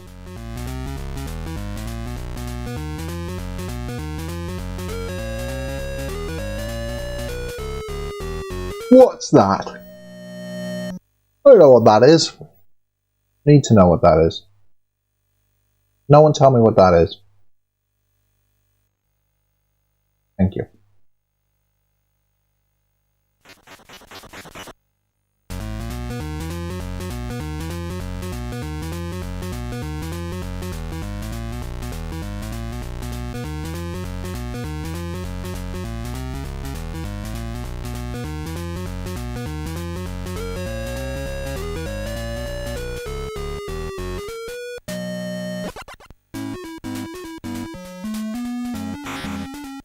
No, I was thinking cassette tape, but it's not.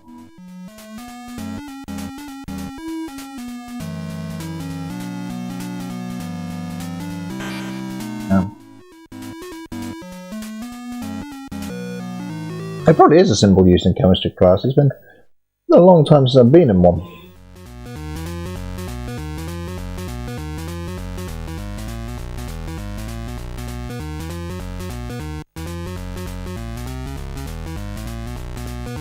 I feel like science is too vague as a category because everything's science, except for star signs, which it puts under science.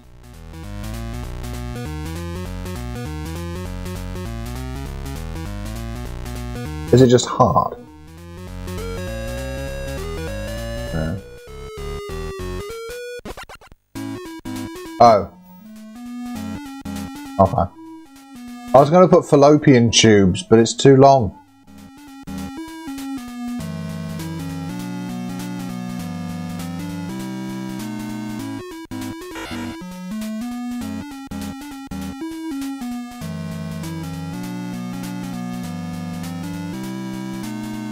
I don't know.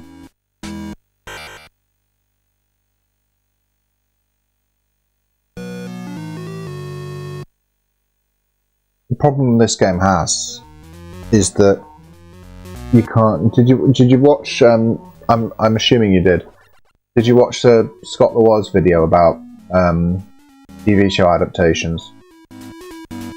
Doing it again. There's not science. And he's putting in like funny answers in the NES version of Jeopardy and stuff. You don't get to do that on this one. It just goes as soon as you get the first letter wrong. Okay, whatchamacallit. Let's go, let's go, let's go. Come on.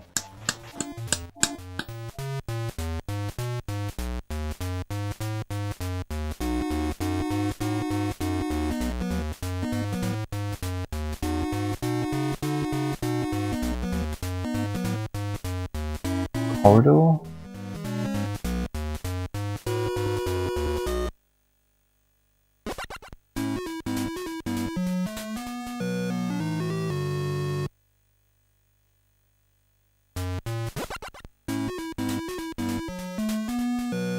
It's bow and arrow. Let me do it. It's bow and arrow. Sometimes the computer players help.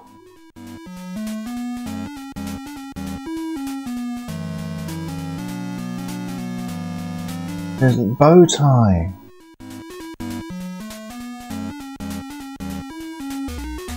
We did it!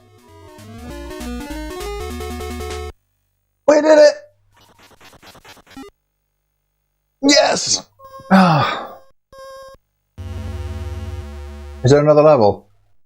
Oh god, there's another level, chat. That video is hilarious. And I see why he didn't play Anticipation on NES. Oh, now we don't get a category. Oh, now we literally just get a pencil. This is going to be impossible.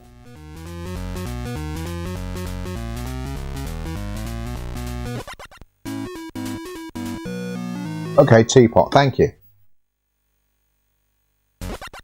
There was no way I was getting teapot from that.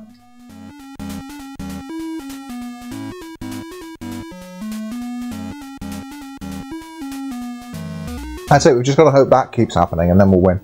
Does anyone speedrun this? Can I enter this for AGDQ?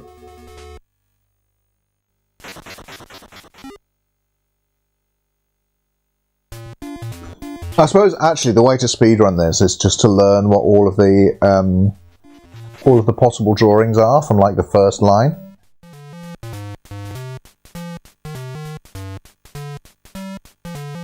I think it does change which line it draws first, so you know.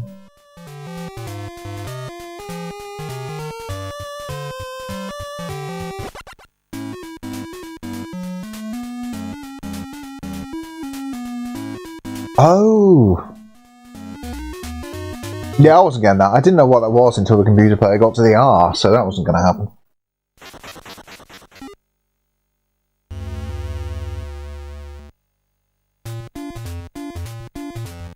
I did not know there was a level 3.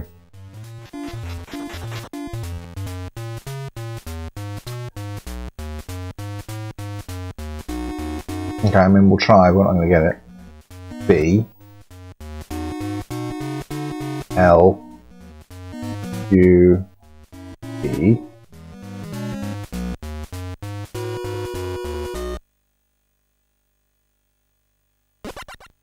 I'm going to say blue C.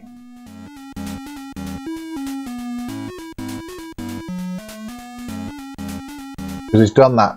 No, okay. Well, it's going to be blue. That doesn't start with an S. Blue balls.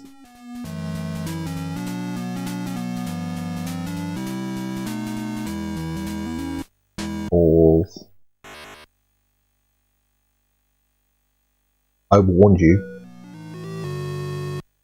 Well, I deserved it. Blue moon. Blue moon. Blue moon. Now I'm no longer alone. That one.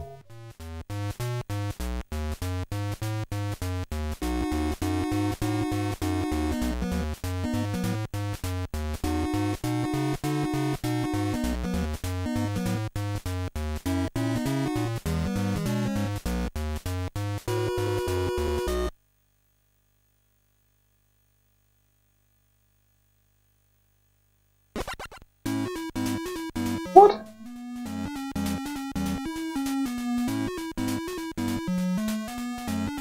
Oh.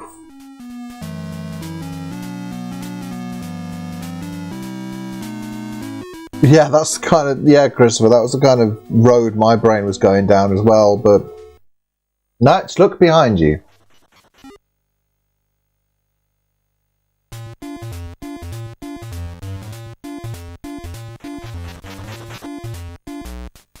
Alright.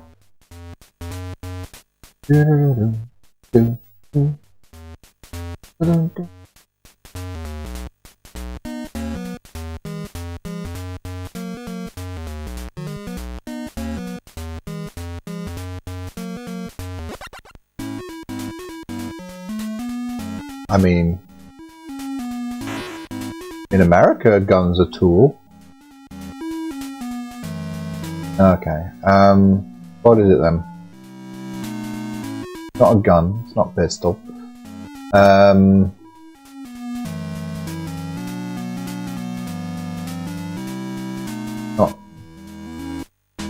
I don't know.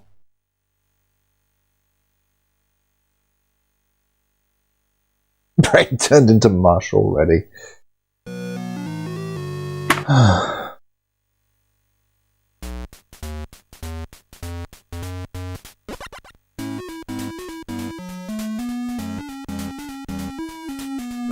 Blow torch. Okay.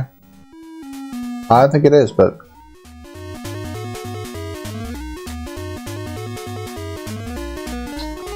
sniper, yeah. In America, that's a tool.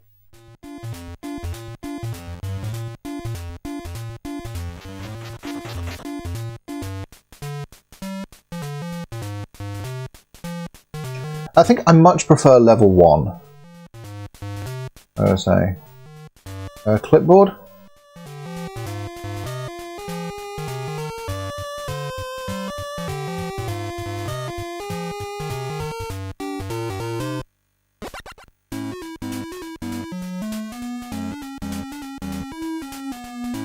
Oh, picture. I think in a game where the goal is guess the picture, I think you can't have the answer be picture. Yeah, you were right. Yeah, good shout, Christopher. I like your Pingu. Pingu icon, yeah. Science.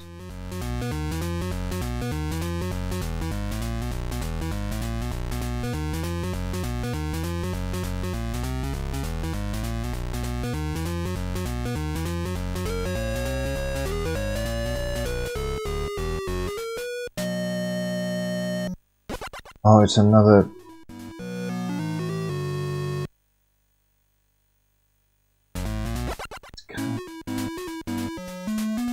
I don't know why it puts star signs under science.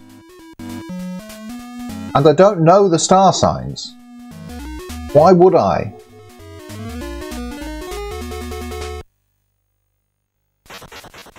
I don't know if Pingu is still being aired in England.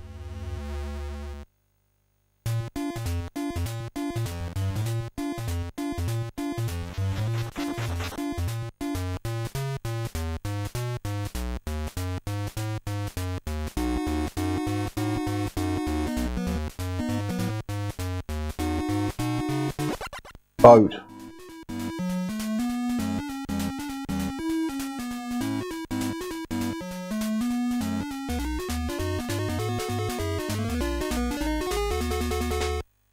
I assume it is. Why would you ever stop airing Pingu? Pingu's awesome.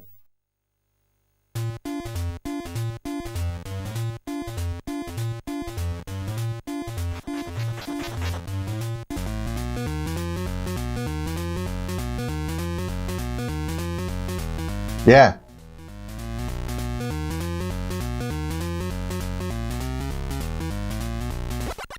Your Uncle Keith plays this game and thinks, oh, star signs are science because the rare Queenet said so.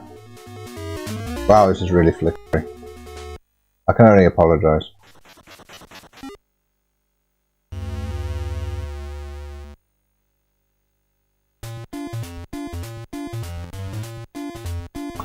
Bob the Builder's kind of after my time. Fireman Sam and Thomas for sure.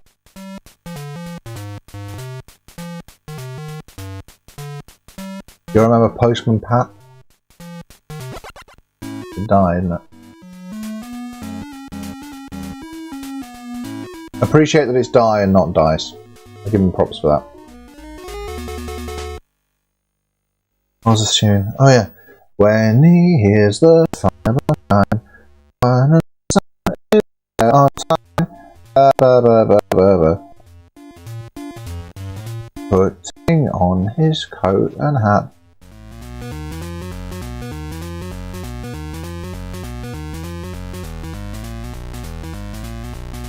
Something with his cat? I don't know. Woman!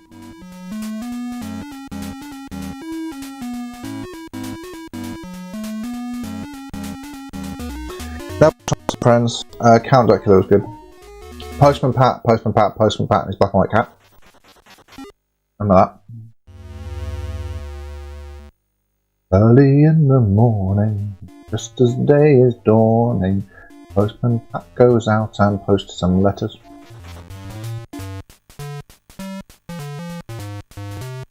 I think my attention span as a child went for like the first two, like, it's got to be like the first 3.5 lines of a theme tune, because I... No.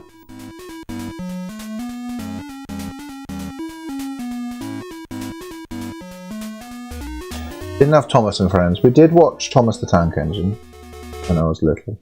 I'm 41, remember, so some of these things have endured. Thomas has. Okay, we need yellow. We need this. Okay, no more British cartoons. We need to focus.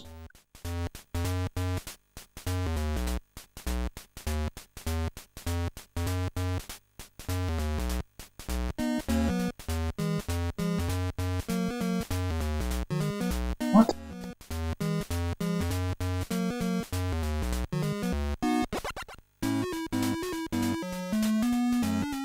Banjo?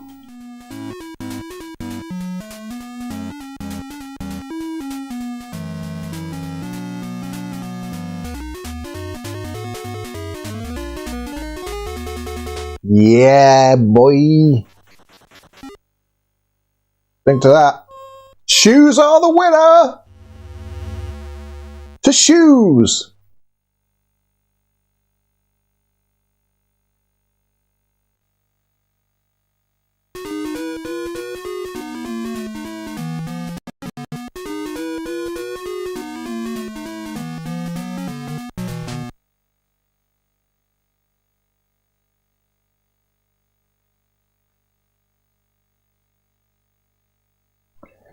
Oh, that feels good. I feel good about that. We did something. I feel like that's probably enough anticipation.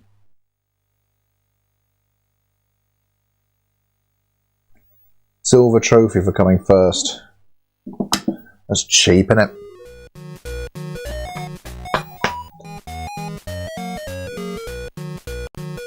What should we play now, chap?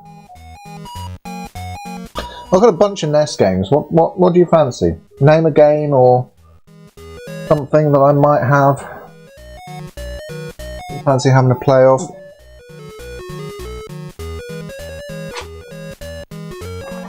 Just not Wizards and Warriors or Aladdin, because we played those. Or Anticipation, obviously. Got.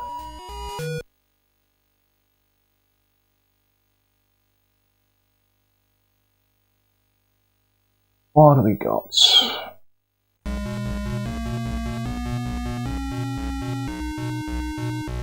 I don't have Pictionary. A nice idea. I need to get more of these games, don't I? I need to keep an eye out for these. I don't have any other NES board games, unfortunately. With original hardware here, with original cartridges, you can tell by how much it's flickering.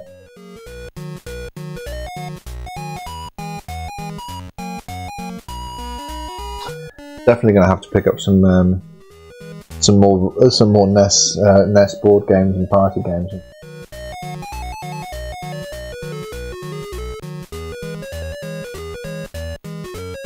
Let's put Anticipation away.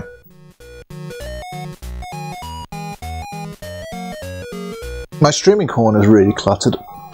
Generally, there's nothing I can do about it. It's just the amount of space I've got, because obviously I have to stream from the sofa. That's my brand. But the sofa obviously doesn't have a desk.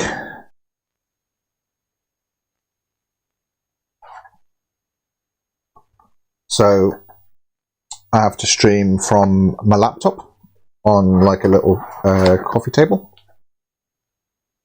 And that does limit what I can do during the stream, and also makes the whole area like a little bit cramped. And you know, there's no desk to put the camera on either, so I've got this massive tripod. A little bit tight over here. That's just every time I stream, it's that. There's not normally very much movement in my streams though. I'm not normally like switching games and stuff like that, so it doesn't normally matter, but today is different. We are switching games.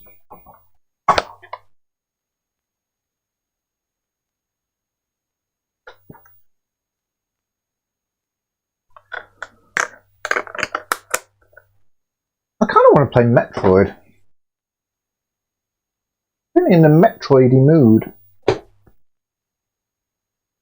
I'll play Metroid.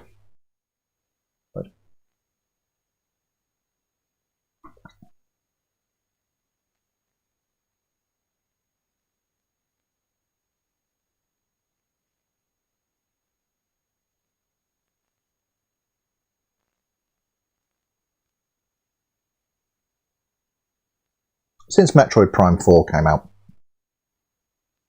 I want to play Metroid Prime 4 personally. Yeah, I can see that. But this is what we've got. Now, I do want to do... Gotta eat first though. Yeah, fair. I do want to do a stream of the Metroid Prime trilogy. But I've finished Metroid Prime, the first one. I've got no desire to play it again because of searching for the artifacts. Metroid! And I'm halfway through Metroid Prime 2. It'll be weird to start streaming a game halfway through it. So that means I've got to finish Metroid Prime 2. And then, is there any point... I can't remember how this goes. So is there any point streaming Metroid Prime 3, like starting at that point? Ah, that's not it. What is the code?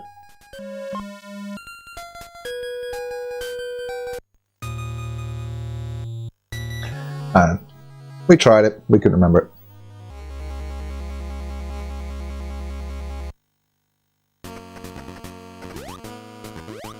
And the other thing about Metroid Prime 4, oh, you have to input dash first, okay. The other thing about Metroid Prime 4 is the Miles guy is really annoying. I did come into it with sort of an open mind, like I'd seen Arlo's videos about that character. Miles Mackenzie. Oh, Justin Bailey and then a lot of dashes. I see. Well, we can do that.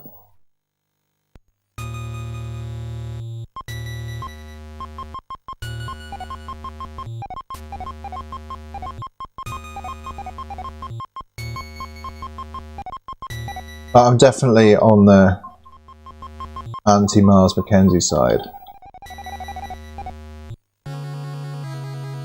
You were at the end.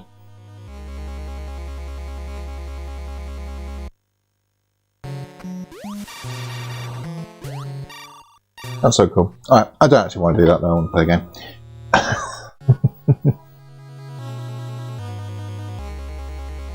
When I played Metroid Prime Remastered this summer, it really annoyed me that they put up indestructible force fields to prevent the player from grabbing a particular artifact early. Yeah. The things that I like about Metroid games are that you can sequence break, you can go where you want to go, and the atmosphere. And Metroid Prime 4 so far isn't delivering what I want from a Metroid game, which is really sad. I'm hoping it improves. I'm hoping that Miles Mackenzie isn't going to be around forever, because I'm still fairly near the start of the game. I'm obviously going to give it much more of a chance.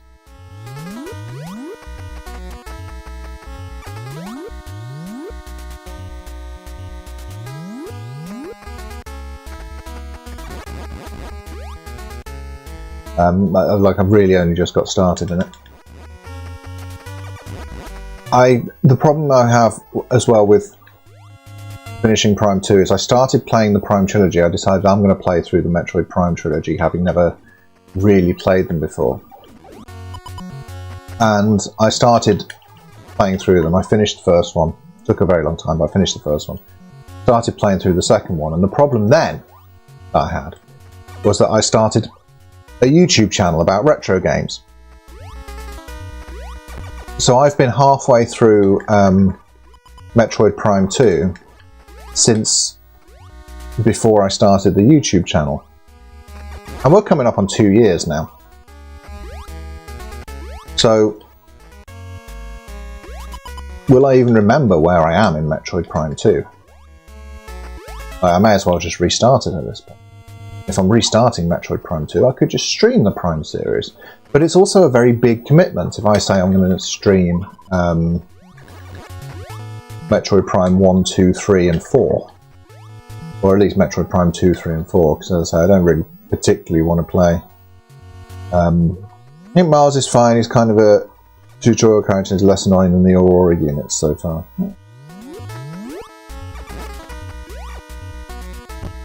Like, all I can tell you is I find him really irritating. I think I too cringed at the it's about to get real nerdy in here. Like, he's not...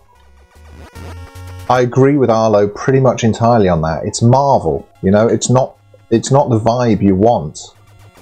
The Metroid is this character.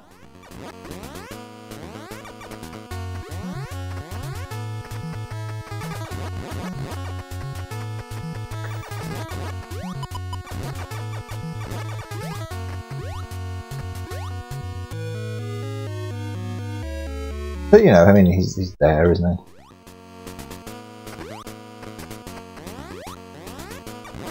Is there more this way, or do we head back at this point? Because we might actually need to head back at this point. Back.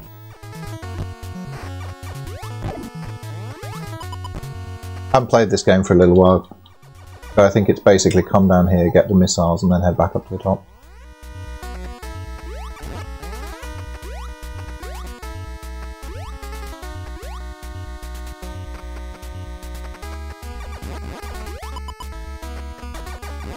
Like, Nintendo could have done that with pretty much any of their other franchises, you know. They could have put a character like that in the Zelda games. And have done, really.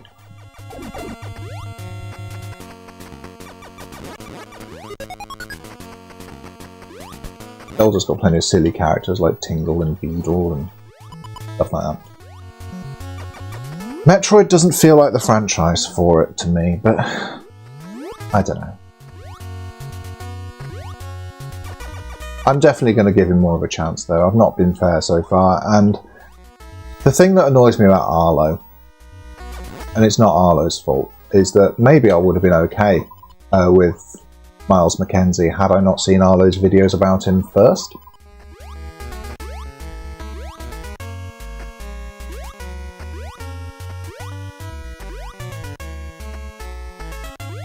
Did we go in here? I can't remember. Yeah, we need the Morph Ball bomb before we go up to the top, don't we? I think that's this way.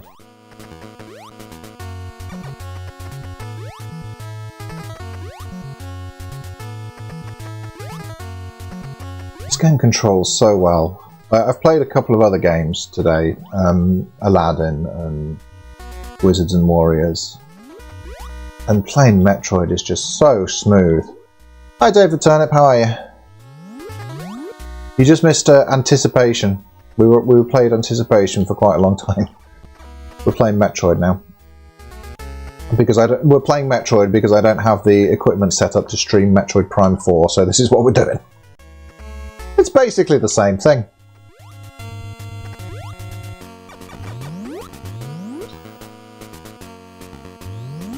Dave, do you have Metroid Prime 4?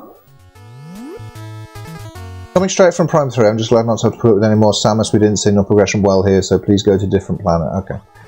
Okay. Spoilers to a minimum if we're going to talk about Prime 3, because I haven't played it, but yeah, like, you might well be right. Obviously, I don't know.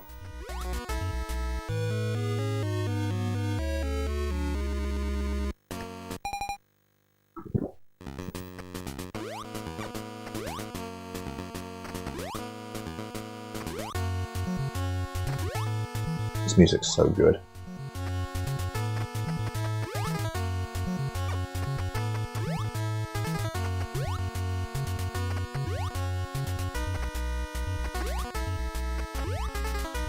I can't really judge how well Metroid Prime 4 signals progression or anything like that, just because of how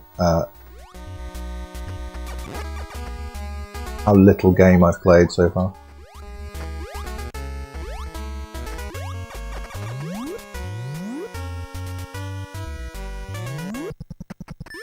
I only have a Switch, but I'm not that interested in before, to be honest. I'd love to replay the Prime games, though. It's been a long time. Yeah. I have not played all of the Prime games. I haven't played 3. I haven't finished 2.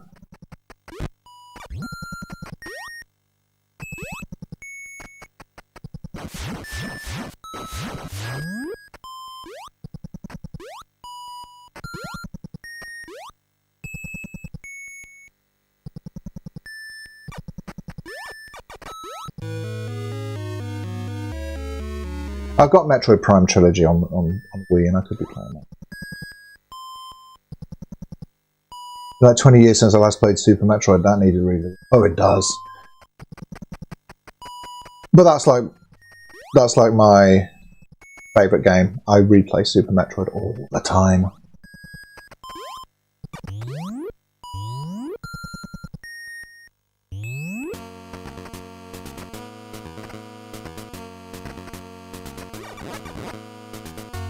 And just a refill on missiles.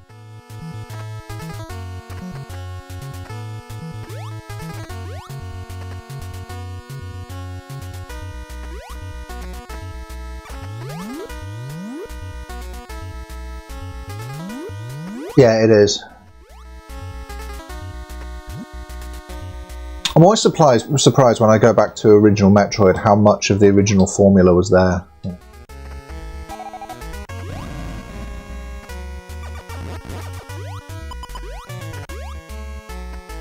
Super and Fusion are both amazing randomized. I haven't played Fusion randomized. I played Super randomized with Link to the Past a few times, as you've seen.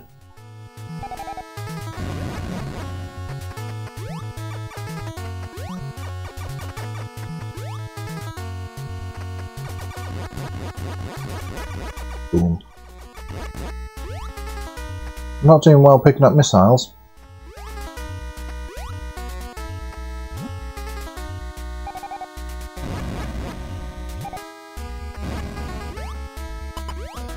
I'm definitely up for doing more randomizer. Fusion and Zero mission were really good. A Zero mission was my introduction to Metroid. I've since gone back and discovered the rest of the series and had a great time doing so. Like, it's really nice. Is it the first pit you go down or the second? Can't remember. Let's find out. This might be horrible. Okay, it is this one. We're alright.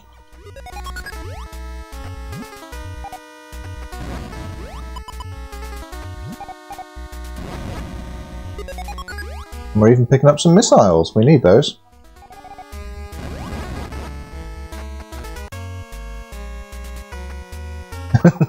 Mustard. That's cool. I didn't have this when I was a kid. I don't know why. Like, there were so many games that have become sort of cult classics and stuff that I just didn't have growing up. Basically just Mario, you know? We never had Mario, we never had Metroid.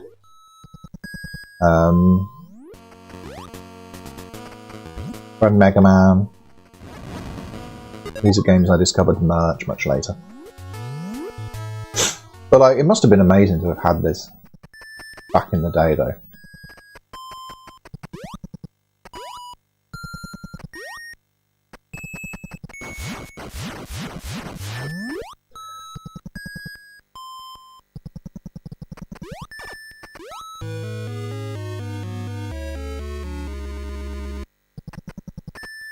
Okay. Probably, yeah. We had Zelda,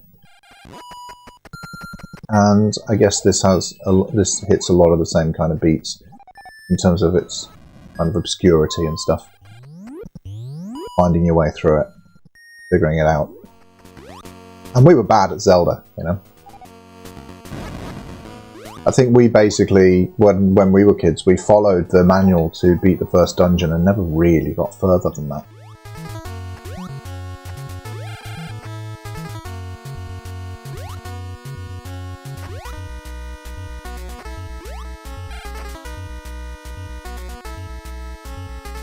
Yeah.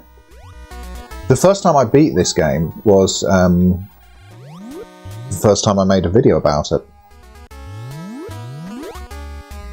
Because I sort of like, I'd never really played it. When I streamed this, I was genuinely going in blind. And that was one of the most fun streaming experiences you can have. Zelda 2 was worse. Now, I'm going to follow up I haven't got time now. I haven't got the time to commit to it this morning, but at some point I do want to play Zelda 2. And I'll stream that, and hopefully chat will help me get through that. Because the best way to experience Metroid, if you've seen the video I talk about this, but the best way to experience Metroid, I think, and probably works for Zelda and Zelda 2 as well, in the modern age, is to stream them and have chat help you out. Because these were games that were designed to be discussed on the playground.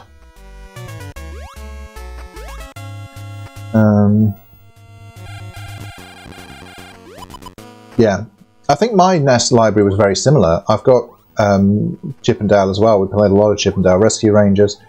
We had DuckTales as well. You know, even Bucky O'Hare. You know, we were all right for the cartoon tie-ins. Batman. You know, it was always like the licensed games that we ended up getting. Because a lot of these games my nan had while we were growing up, and I guess that she would often go into into a game shop and pick up games for her grandchildren to play when they visit her, and she'll be like, and there wouldn't be too much thought going into the selection. She'd just be like, oh, kids like Batman. Yeah.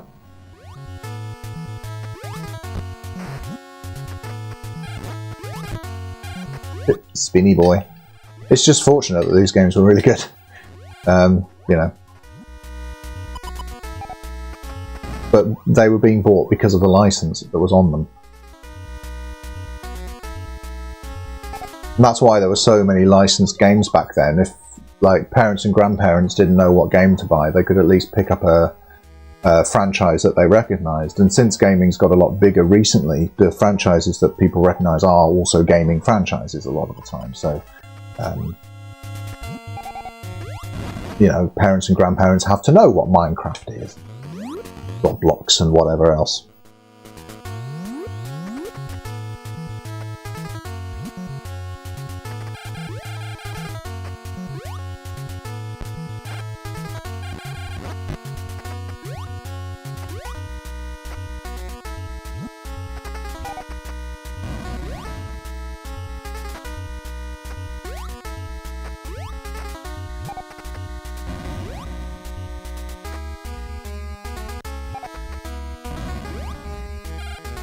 I can't really remember how to do this trick, it's been a while.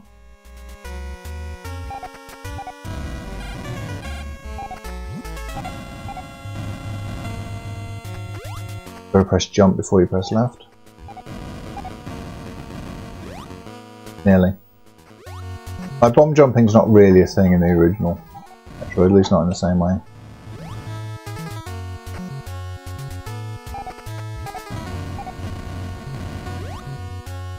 Press it too early there.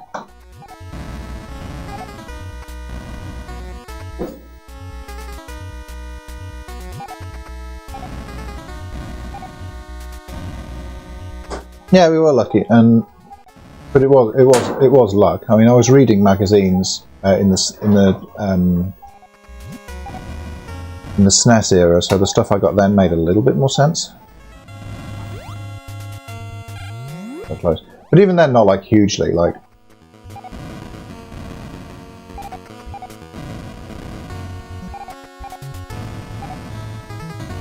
Because the SNES era, there was a lot of.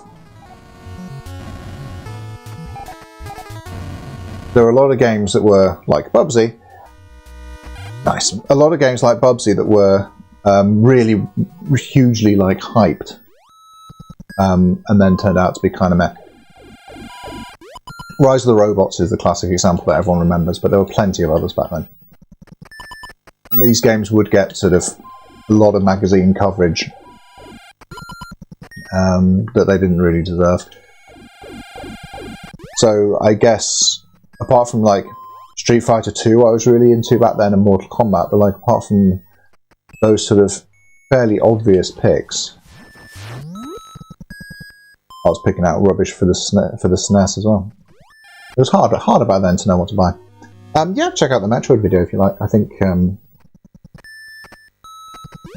it's a I guess slightly different take on the original Metroid, because I was very privileged to be able to do a video about it, having not played it before I made the video, which I really enjoyed. And as I say, having chat to sort of kind of emulate the feeling of playing it and discussing it with the kids at school is a great way to play it. SNES era was sad for me. My family moved to Australia after the West, so I only get new games when my mum went back. I had a small but cool library.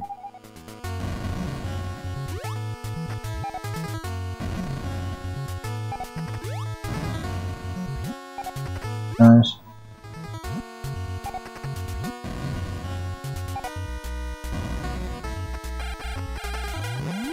The SNES era was really when I was making my own decisions, and I was kind of a lot more aware of games and what kind of thing I liked and what kind of thing to look out for and stuff. NES, I was just like a little bit too young really to know about that stuff.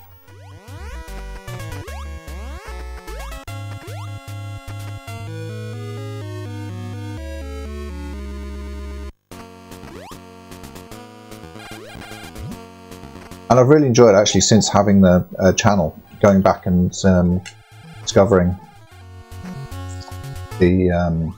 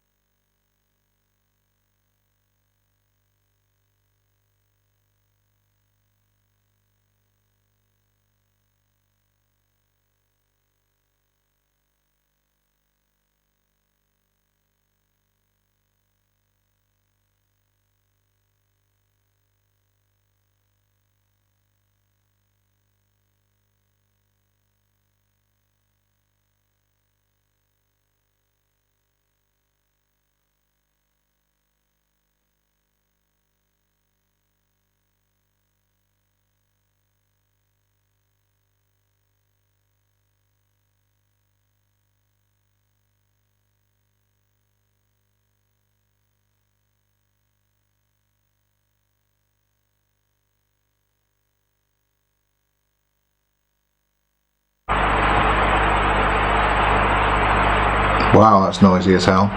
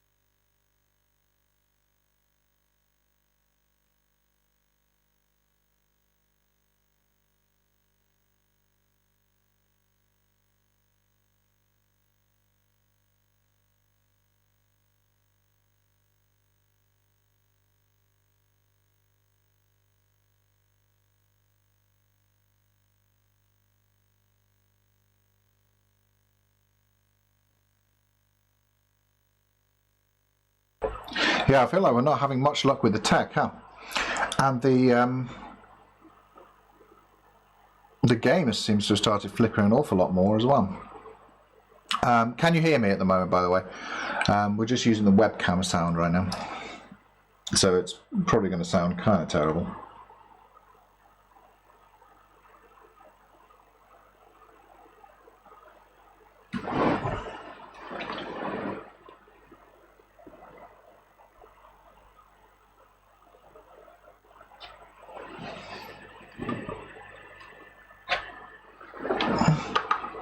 Because yeah, this is not responding at all and doesn't seem to be charging either, so that's something to figure out.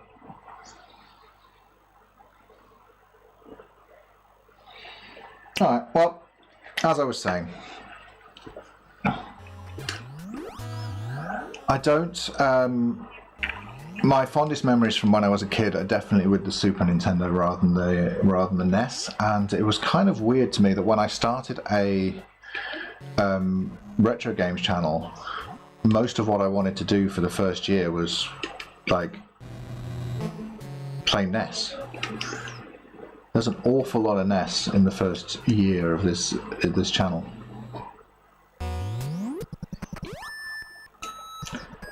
I don't really know why. I think I really enjoyed like discovering it for the first time and being able to record that. And I think a lot of the times that was like, I don't know, like more exciting to me than just sort of playing the stuff that I knew. Even though the whole idea of starting the channel was to show off, talk about stuff I knew, you know, obviously. Like, but for me personally, the discovery's been really rewarding.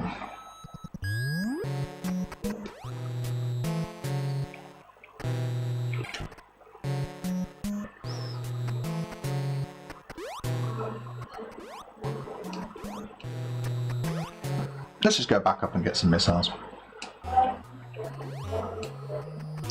Yeah, and the history of early Nintendo is a lot more interesting to me than the history of the Super Nintendo and what was going on then. Because for the Super Nintendo, it's flickering so much. For the Super Nintendo, it was all pretty much solved, you know.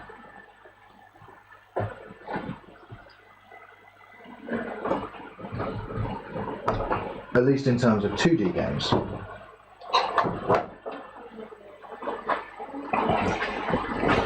The NES was very much the Wild West in terms of game development and figuring out what worked.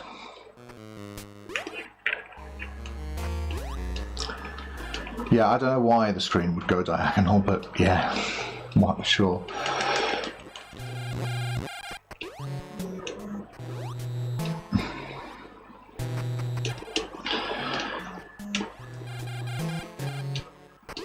And definitely, like, in terms of game development, it was that.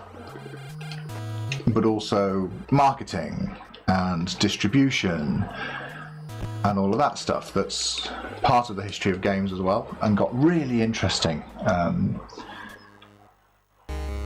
for the NES, because no one knew what they were doing. Nintendo certainly didn't. And it's just really fun to look back on. SNES, you know, it's, for all of that, the puzzle is less interesting once it's solved, you know?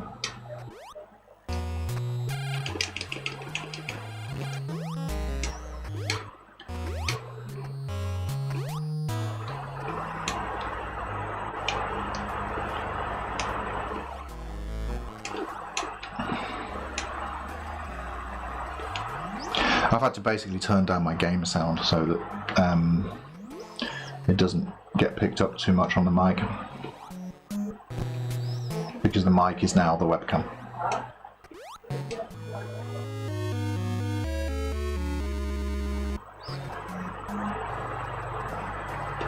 Yeah, Bergsala is like one of those really interesting stories, and it's the most told story, I think, but it's not the only one. I think there's more to find that we don't hear about as much.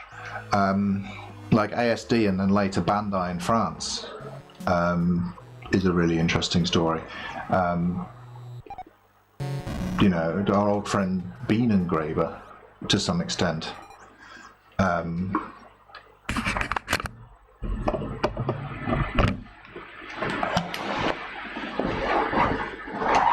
Yeah, I haven't been keeping up with what Bean Engraver's like these days, but I imagine, I have heard they're not spoken about. Not Bean Engraver, I'm thinking like Bergsala. I have heard Bergsala's not spoken about as fondly these days as when you talk about the history of it. Because Bergsala, like, definitely had a big role to play when there was no Nintendo of Europe. Once there was a Nintendo of Europe, it's a little bit weird in a way to keep them around. In the history of Nintendo video, I didn't say anything negative really about Bergsala, because it was all about their history, which is very positive. Nothing about what they're doing now, except that they still exist and they're still doing the thing.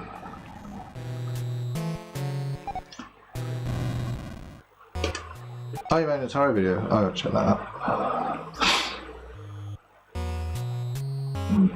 Atari 2600 I know almost nothing about. I had a friend growing up. I'd go into his house and we'd play Combat, and that was my total experience with the Atari 2600. It's really more of it was really more of an American thing, wasn't it?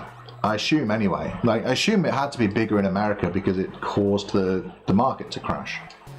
And to cause the market to crash, you have to be pretty big to begin with, don't you?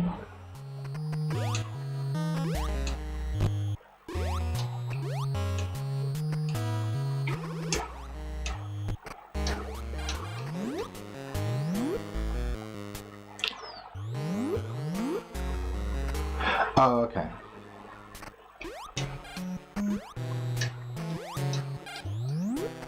Yeah, so fair enough, you wouldn't like Bergsala then.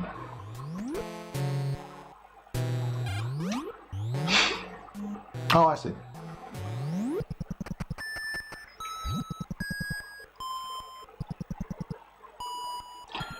Yeah, sounds cool, Dave.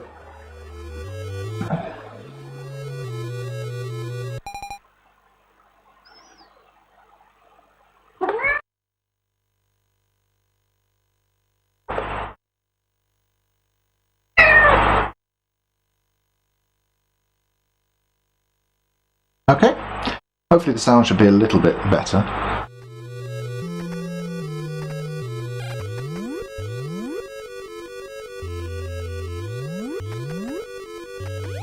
can't hear what I'm doing, I just make the change and then hope for the best.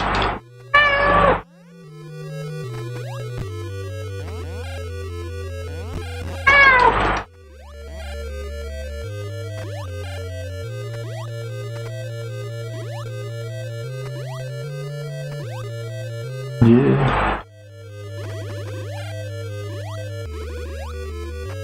It's not going well. Okay, we're out. We're out. Yep. Say hello to Dave. Dave wasn't here before, so you got to say hello to Dave.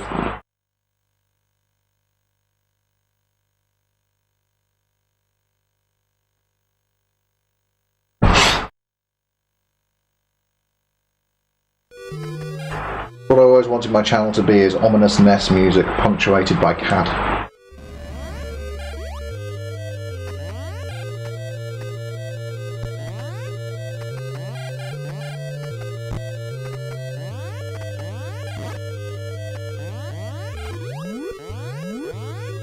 Metroid has so many of these, like, really long, like,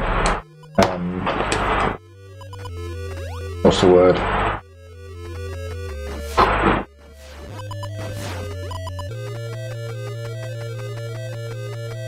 Vertical shafts.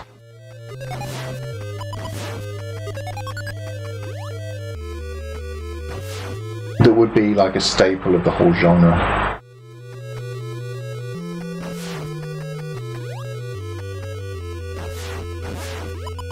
That's what I mean when I talk about it being fully formed from the start, you know.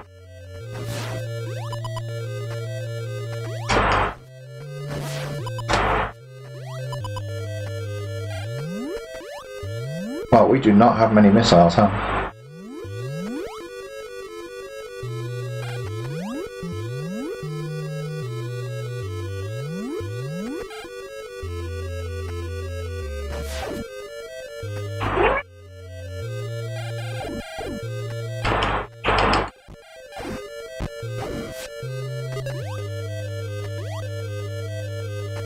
Also, I think I should probably have the screw attack by now.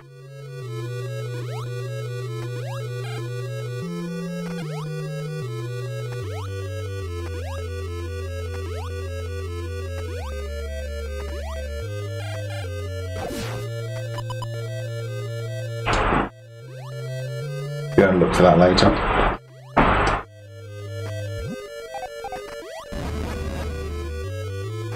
You okay? Yes. Living room.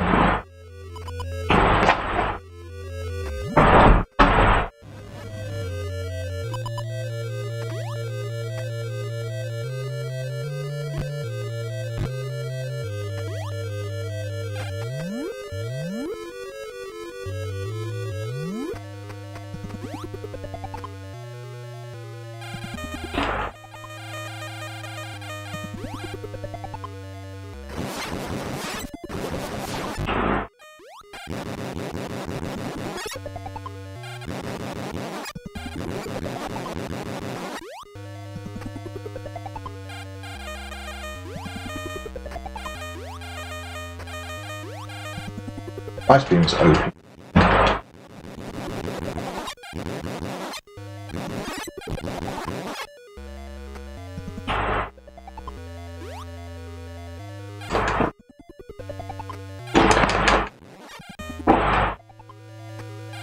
Yeah, same. Like, I'm not.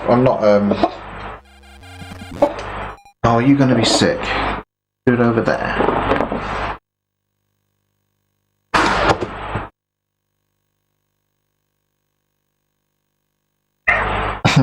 I'm not a programmer myself, but I've looked at an awful lot of YouTube videos about how these old games were programmed, and I do find it absolutely fascinating as well. I've always been a big fan of the idea of doing much with little, you know.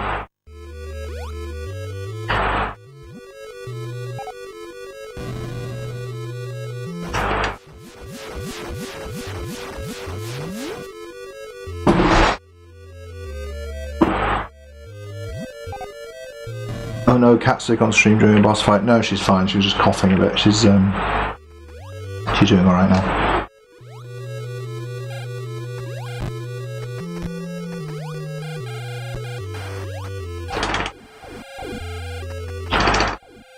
I can take as much damage as I like fighting these because I'm about to get a new tank. Wow, yeah, I definitely normally have the screw attack by this point. I think I know where I've missed it. We'll go looking for that in a little bit.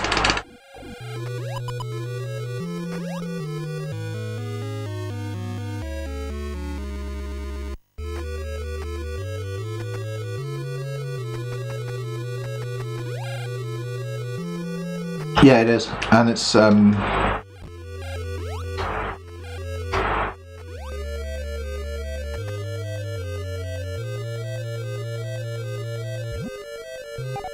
really impressive what some developers were able to do with the NES's limited sound hardware as well.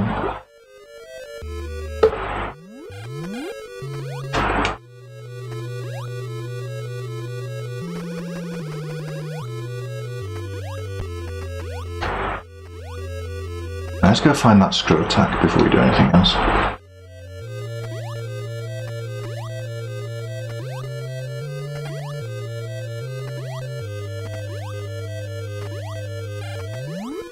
You can tell it's been a little while since I've played this.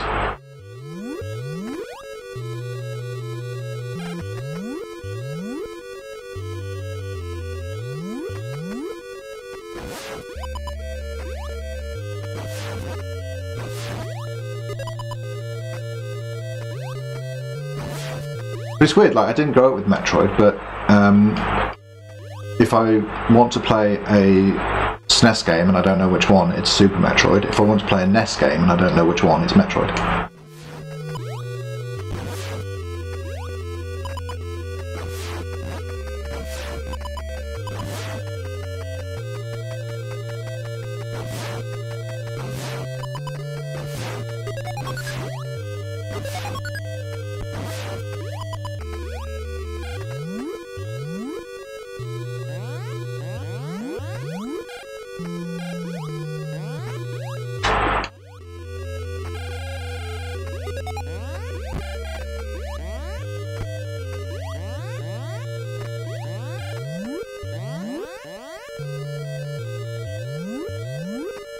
I can't remember where the screw attack is.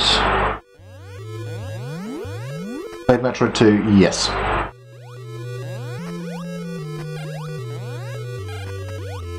Also very good, and also kind of underrated.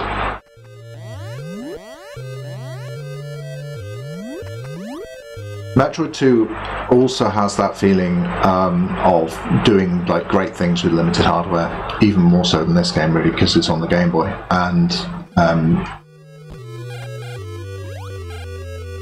like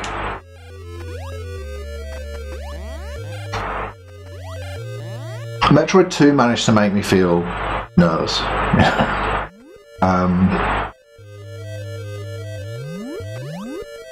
On a Game Boy, and that's impressive. They were able to create so much atmosphere with so little. Just this little thing you hold in your hand, black and white. I'm looking at where the screw attack is because I've forgotten.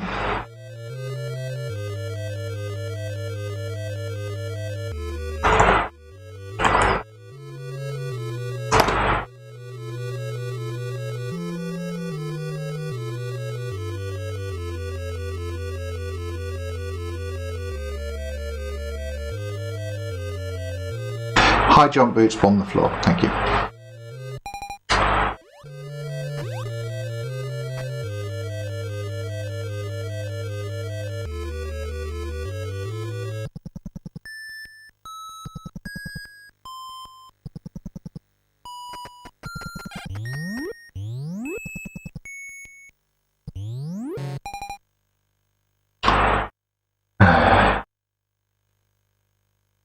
Yeah, with the zoomed in screen it is really claustrophobic. You kind of weirdly get used to that, I think.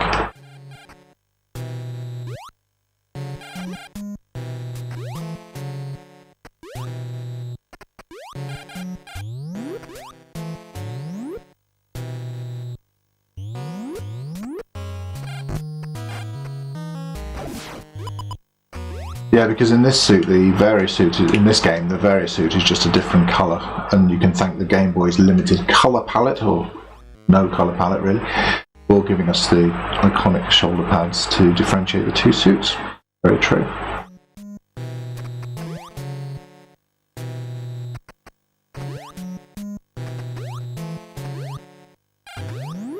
I'm not very good at game reviews, because I just really like stuff. Like even Aladdin earlier, I was having quite a good time with it, even though I can tell it's not the best game. And so it makes it kind of hard for me as well to really say anything negative about Metroid 2, because I just really enjoyed it. Zoomed in screen and all.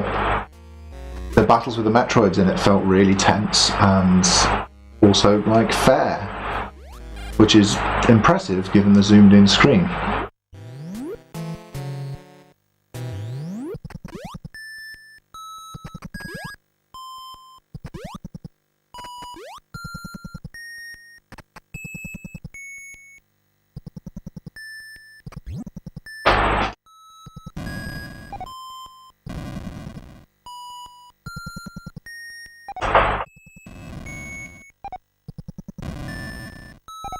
This is such a good secret. I wonder how many people back in the day completed Metroid without ever finding screw attack.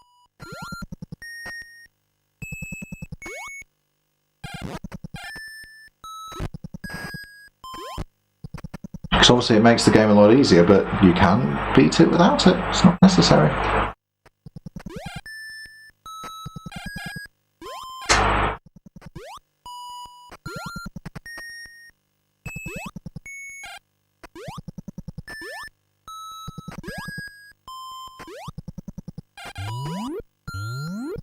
Jump controls in this game so tight as well. Ah, it's lovely.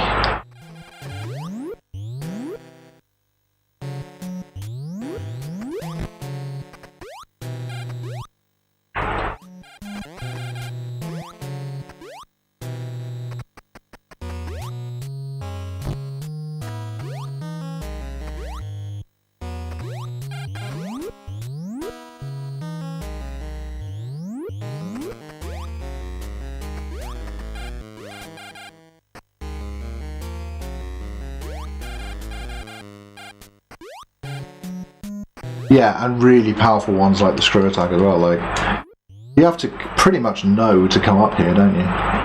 I found it when I first played this, because I was like bombing everything and like shooting every wall and stuff.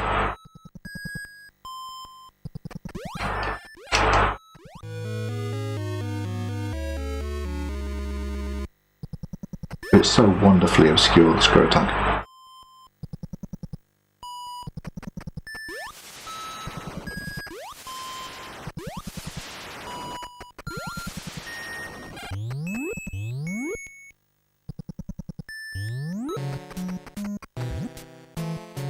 I'm a little bit worried now about having enough missiles to finish the game, so but we pick up a few more. I could do this loop down here to get some more.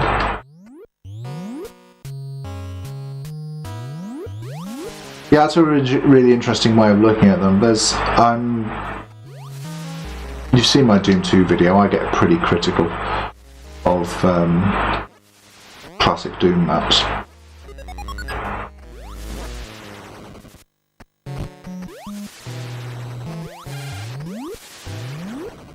But what's interesting, I guess, is that about the Doom thing is that not a lot of people are very critical about classic Doom maps. Right?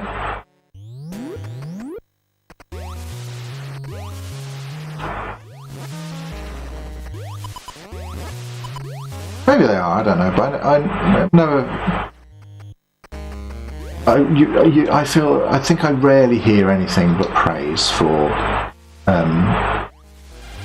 Doom's map design.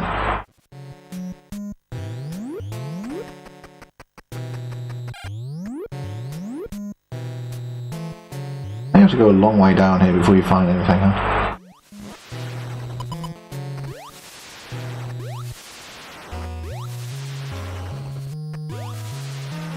It's especially in the original Doom,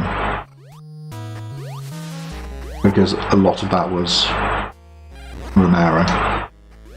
Not so much in Doom 2.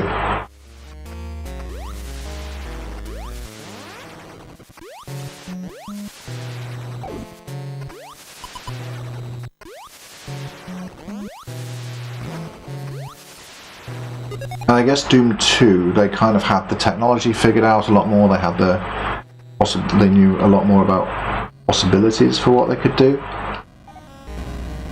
So I guess you want to hold them to a higher standard because of it. But also Doom 2 was very rushed. Had a very rushed development.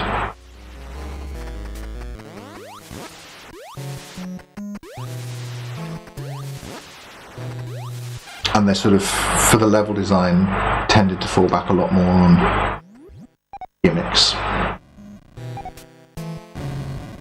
Certainly Sandy Peterson did, and he ended up doing most of the game.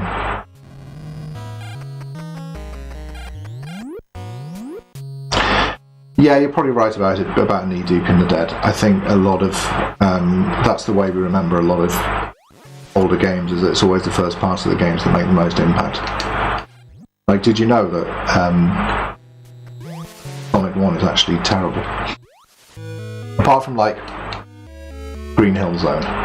But that's the bit that everyone remembers, right? It's Green Hill Zone.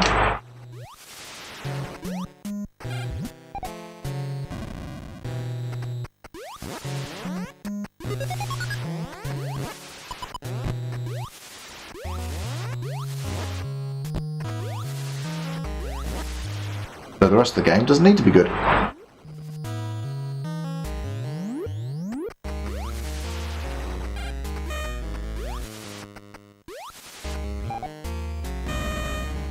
There we go.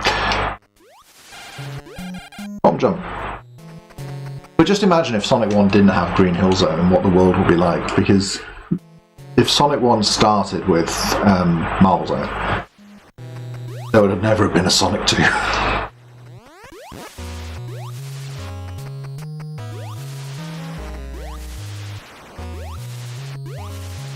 But I think episodes 2 and 3 of Doom do also have some great maps, to be fair. Rewatch Iron Signal's Children of Doom series recently, learning about how many games they'd made in those early years. Such more to see is insane. Yeah, they really crunched, and they didn't need to.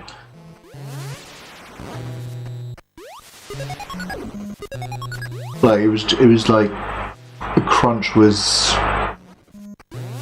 sort of embedded into the culture of the company, wasn't it? It was pretty toxic to look back on it, but yeah. And I think the games suffered for it as well, especially Doom 2.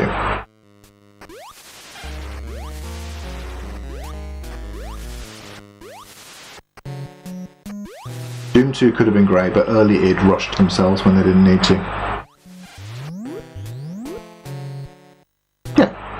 You think most of Sonic 1 is good?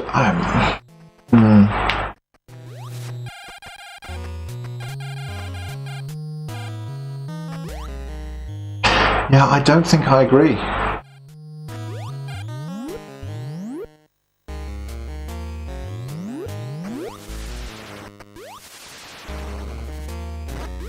Because go through it one by one, right? Green Hill Zone's obviously great. Marble Zone's a slog. Spring Yard is annoying and a lot slower than it really ought to be for what it is. It's got a couple of cool set pieces, but yeah. Starlight's great. Green Hill and Starlight I'll give you. Then you've got Labyrinth. I don't know what Scrap Brain Zone's got going for it. Really? I mean, it's fine. It's enjoy it more than Labyrinth Zone, but yeah.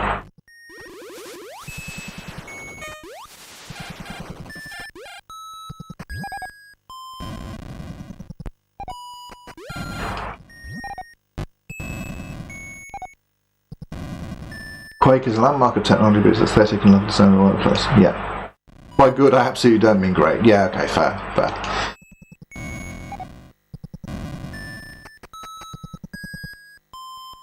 Because I enjoy Sonic 1, but I enjoy Sonic 1 the most when I play Green Hill Zone and Starlight Zone and then go and do something else.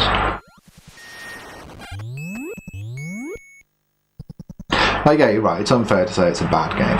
Like, it's kind of bad in comparison to what came after it.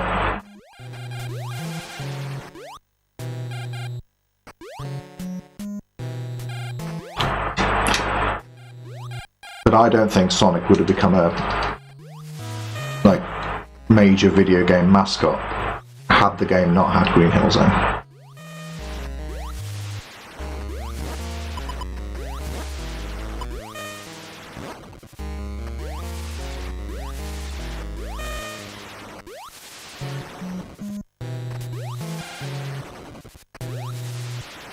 Original Sonic's better than, even without Green Hill Zone, is a better game than Bubsy for sure, but he was meant to be going toe to toe with Mario, remember?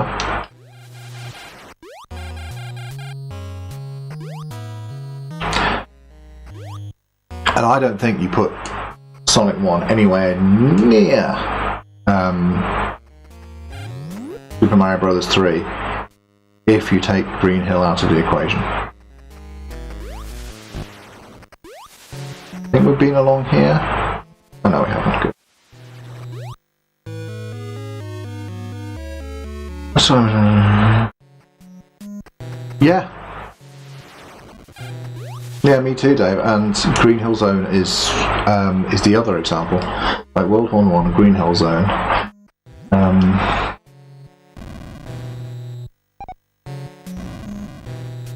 don't know what else really. And Doom, as we were talking about. Yeah, Sonic 2 is great. Don't have a bad word to say about Sonic 2. Have you tried the door jump glitch? No. That's the one. Thanks, welcome to the live stream. That's the one where you can sort of get stuck in the door and like keep jumping, and you kind of wrap around the level, right? I haven't tried that.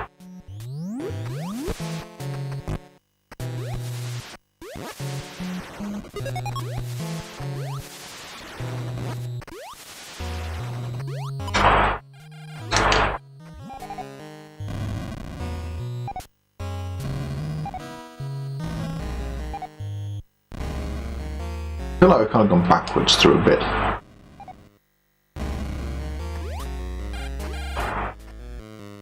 Yeah.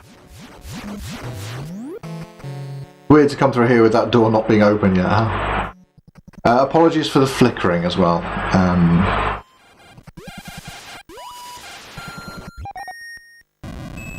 I've tried to do something about it, have thus far failed.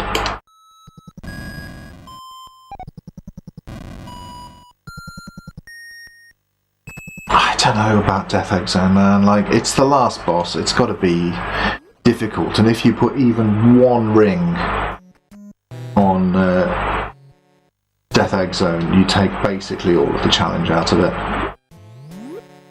The rings mechanic was always risky, right? Because if you have one ring and you can recollect it, you've got infinite health.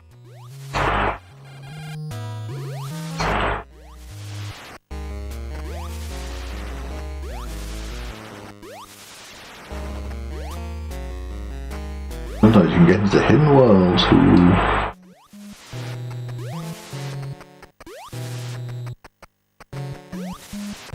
No, I've never really tried breaking Metroid. I just have a nice time with Metroid. The only like trick I really do when I'm playing this is the early Varia suit. With the bomb jumps.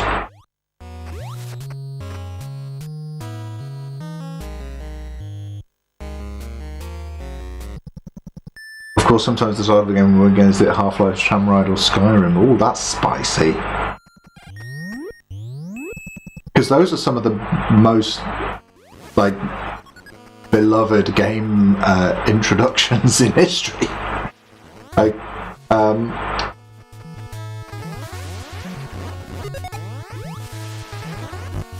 but you don't want to do them again. Sure. But both of those intros, Skyrim and Half-Life, very similar. I guess the Skyrim one doesn't exist without Half-Life, that would be my assumption. Do so much for the world building right at the beginning.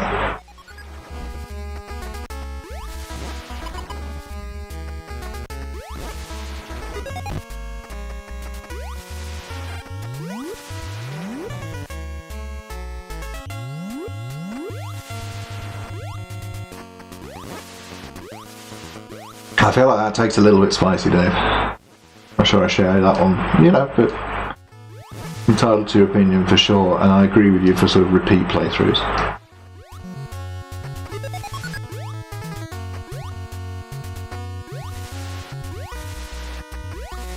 Oh, welcome back, Jedi.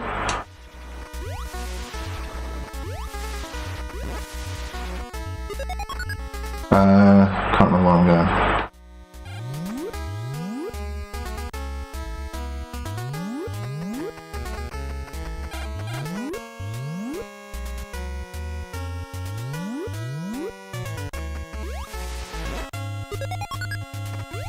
Yeah, I had it in 1998 as well. When I built my first computer when I was like teenager, age 15 or something like that, and the idea was that it was going to be all budget components and stuff, just to build like, you know, a homework machine basically, and to get a bit of understanding of how computers work by making my own. And my dad took me to like a computer parts fair, I guess. I don't really know what you'd call it, where there were lots of vendors selling stuff, like a marketplace. And I came out with a Pentium 133 and like 16 megabytes of RAM, small hard drive, you know, very basic. And then on the way out, saw Quake 2 running on a Voodoo Banshee, and then immediately had to have the Voodoo Banshee graphics card. And my dad, whom I love dearly, is a soft touch, and I walked out with the Voodoo Banshee.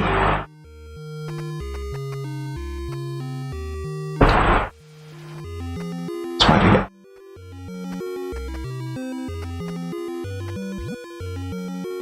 Yeah. So when so we left, we had a Voodoo Banshee and that Quake 2.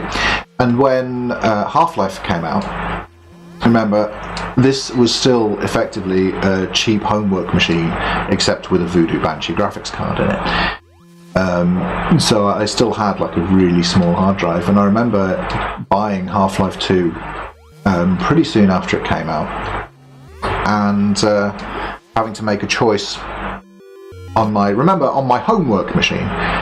My hard drive was so small, I had to make a choice between Half-Life and Microsoft Office, and I think I made the right choice, because now I have a retro video games YouTube channel and a head crab hat.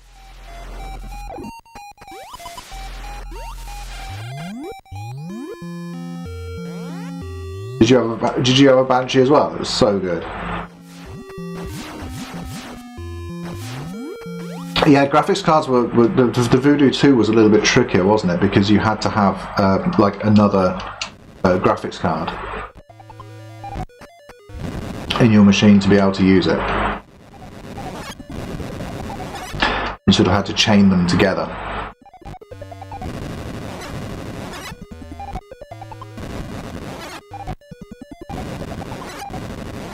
Yeah, 3D gaming was different back then with all the different APIs.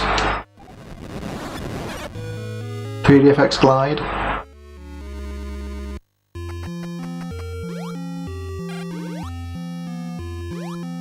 Like, yeah, Dave, if I had my time again, there's no way I'm making that choice any differently.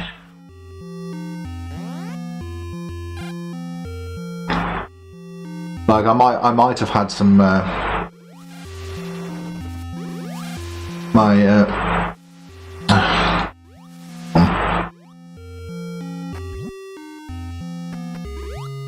This one's so fiddly.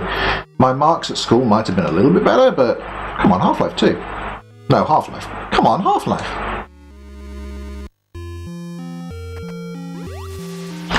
Always had small hard drives. The new one this year, I have 2 terabytes and don't know what to do with it all. Yeah. Video editing, Dave, is the answer. I always go too low on storage. I always have done, still do. When we got our desktop PC that we use now, I think it has like I think it had just like a 1 terabyte drive, which was too small for our needs because my wife and I both do YouTube and we both video edit on this computer. We updated to a 4 terabyte NVMe since, and it's given us a lot more room to play with.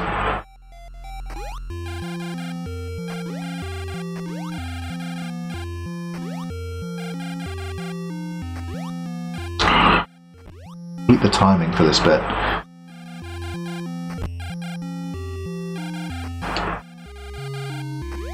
I gotta say here, Nintendo, what were you thinking with this?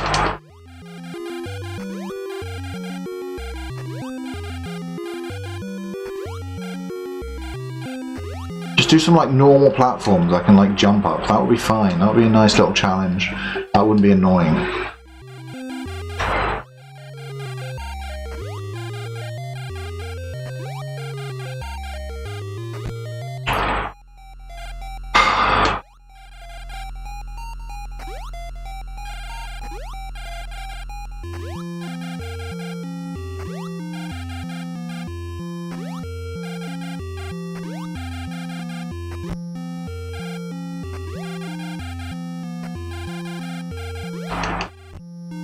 Ah, come on. Alright. Yeah. I had a lot of that as well. I ended up building, when I was a student, I ended up building my own file server just to sort of dump a load of old hard drives into it. And I remember at one point I put so many in there that it overloaded the power supply. But I figured out that if I plugged in one of the drives while the machine was booting, that would allow it to boot. And it would work once it was booted. It just didn't have enough power to start up with all those drives in it. But once it was started, I could hot plug the SATA cable and it was fine. So I just left the case open. And anytime I had to reboot it, just quick hot plug of the SATA cable. And these were not hot plug drives, obviously. It worked. And I bought a new phone recently, like a couple of weeks ago, and went for the 256 gigabyte storage, the smallest storage variant, thinking, everything's in the cloud nowadays, it's fine. Already kind of regressing it.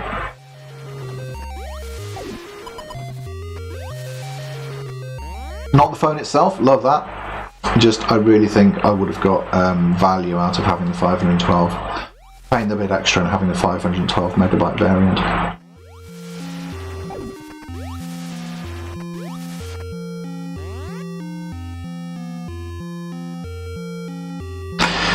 Even the best games have at least one moment of God, I have to do this. And that brings us back to what we were saying earlier about...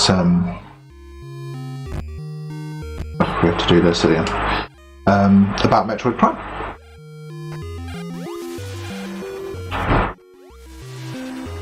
Because collecting all of those artifacts in the original Metroid Prime is a pain, and it's the reason I don't want to replay it.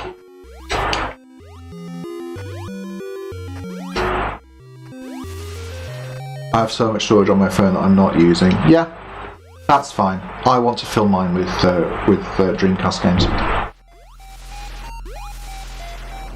And Wii games. GameCube games.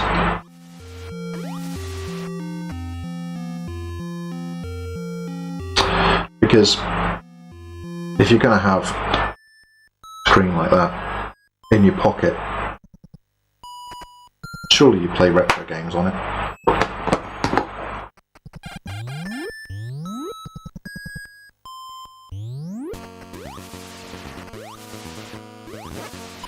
Although I actually preferred, for retro gaming, I actually preferred the Fold 2. Because the aspect ratio of the internal screen is 5:4, which is close as doesn't matter to 4:3. The aspect ratio inside the Fold 7 that I've got now is a lot more square. So black bars top and bottom. But, you know, OLED screens take the sting out of the black bars a little bit, so doesn't matter too much.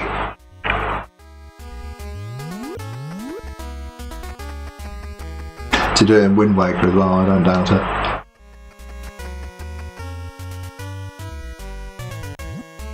I generally do also like a dedicated device for gaming, but one thing I've learned about myself recently is I'm carrying around. I'll show you in a sec. Do anything. Oh, darn it! I'm carrying around this all the time. And my keys. I've always got a gaming device with me. And I've been thinking, if I always want a gaming device with me, should I not just be using my phone, and on my keyring I could have like the 8-bit do micro or something. I've been wondering if that might be a better solution to have something.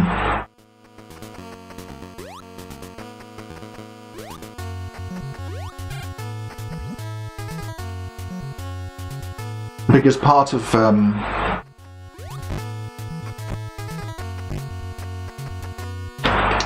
like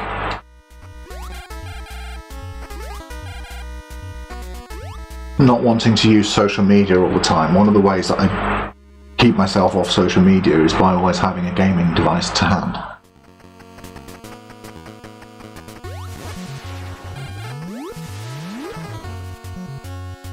And yeah, mobile phone is a perfectly fine way of doing that if you've got a way to have a controller. It's been tested a lot, but I'm terrified of folding screen. My father got a fold one recently, so I'm scared to even go near it. Cloud is like that with my phone. She doesn't like folding or unfolding them. And every time I hand it to her to like look at something, it's like I've handed her a Fabergé egg. Or something. It's like just holds it incredibly carefully. But they are a lot more sturdy than you think.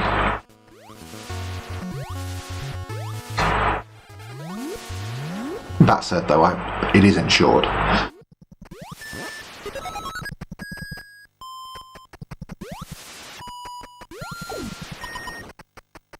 And I ended up using the insurance on my Fold 2 quite a lot, because like dust would get trapped in the hinge and then it wouldn't unfold the whole way, and there's nothing you can really do about that except replace the hinge.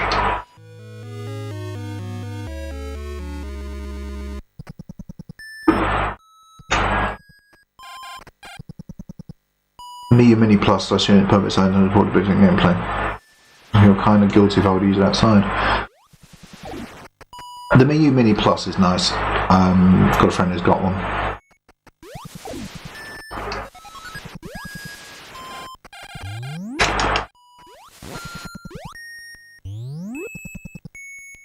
My go-to was the Amonic RG351MP, the metal one, for a long time. Now it's pretty much the 3DS. New 3DS LL is the thing I'm most likely to be carrying these days. But I only deliberately carry those when I know that I'm going to be like taking a trip or something, and I'm going to have some downtime. I don't have it with me all the time, and I do have my RG Nano with me all the time, and I do have my phone with me all the time, so I want really one of those to be the gaming thing. And the RG Nano, cool though it is tiny. It's not the most comfortable gaming experience. Stuff with 2 buttons. It's great for playing NES games. I've finished Metroid on it. You know, I can do that. NES games on it are fine. Anything with more than 2 buttons gets really fiddly to control.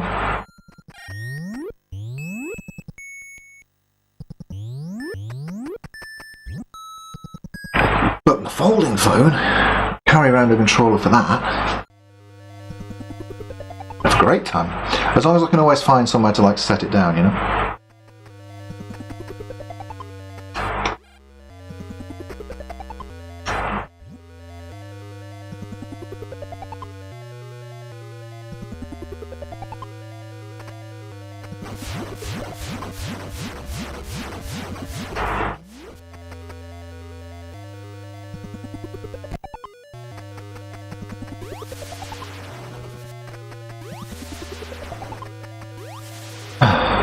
This is atmospheric.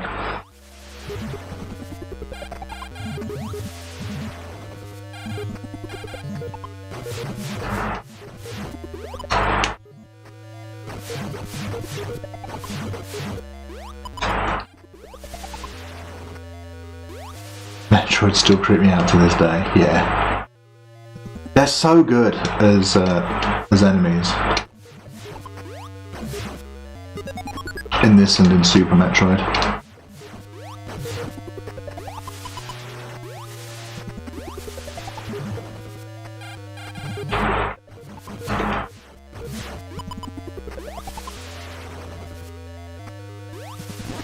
One of the biggest mistakes Nintendo's ever made, I think, is killing off the Metroids. Because wasn't it like,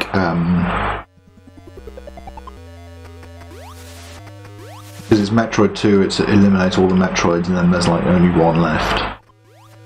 And then in Super Metroid they clone that one. But then after Super Metroid, aren't they just gone?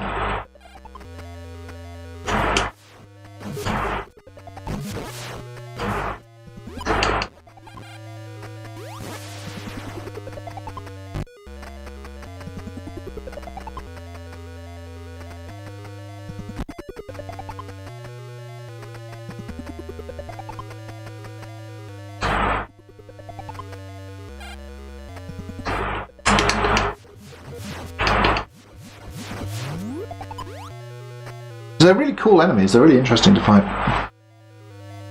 Yeah, the ring is...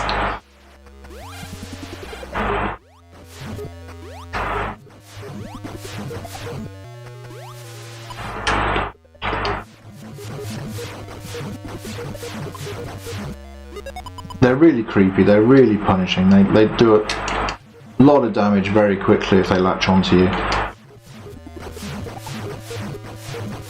Genuinely quite terrifying.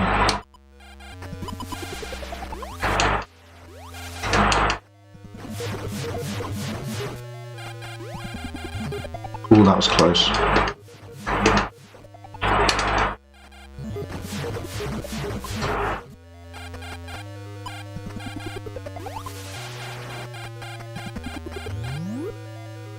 Okay, I think we're alright for the last section, let's go. Ridley keeps coming back, but does he?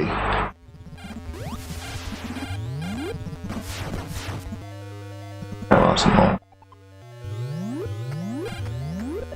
Because I almost feel Ridley doesn't come back enough.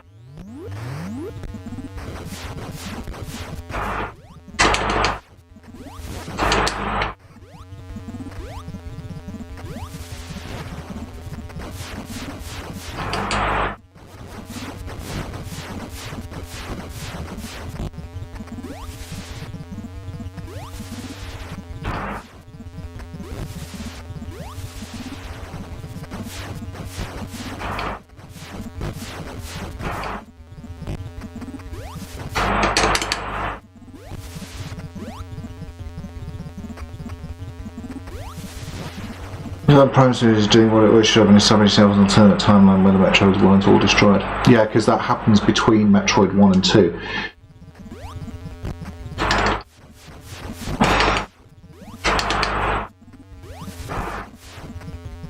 Making so much damage here. I'm going to go back and refill. I'm going to farm some Metroids.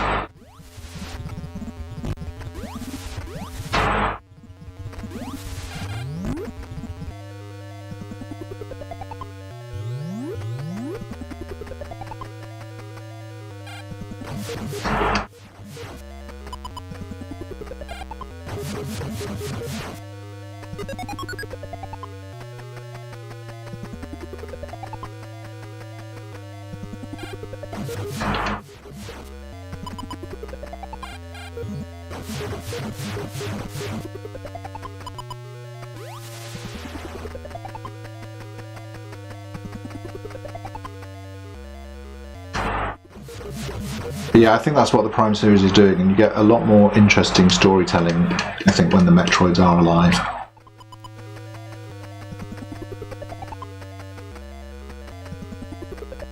Yep. Zelda's found a way around it by not caring, but Metroid's always stuck really rigidly to its timeline.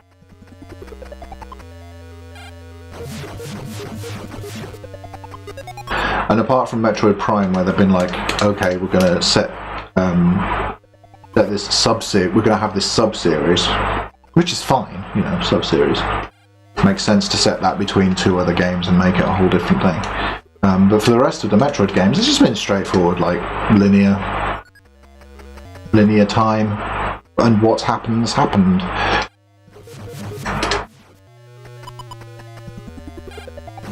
And without any real planning ahead.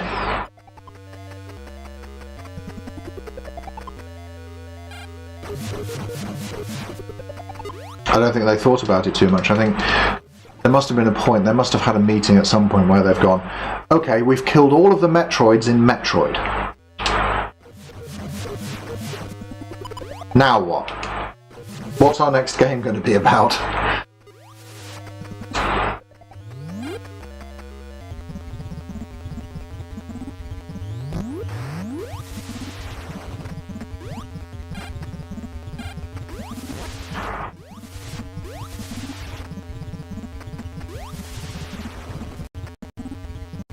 And that just wasn't really considered during development, I guess.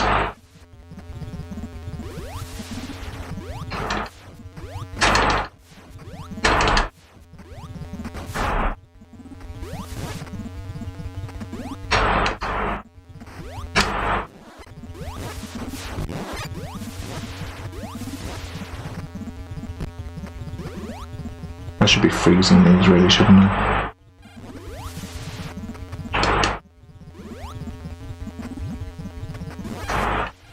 But then I just accidentally destroy them.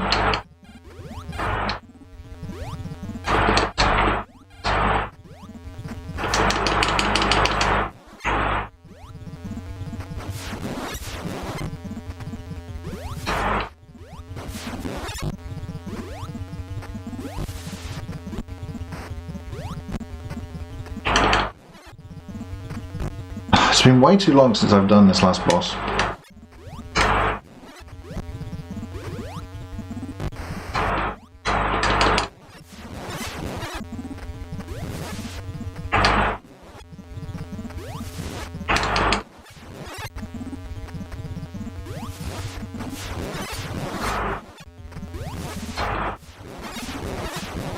It's time to get into the rhythm.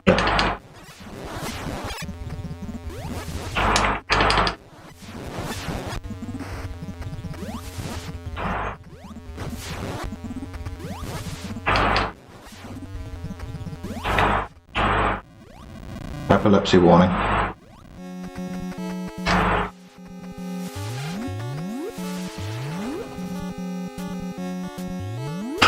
Leader of the Space Pirates is a brain in it.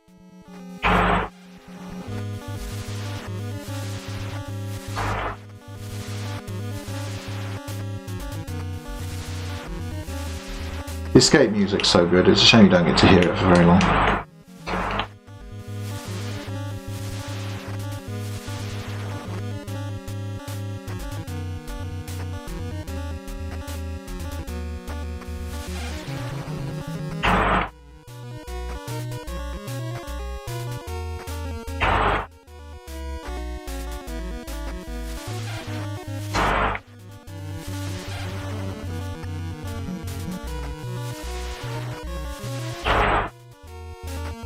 And time.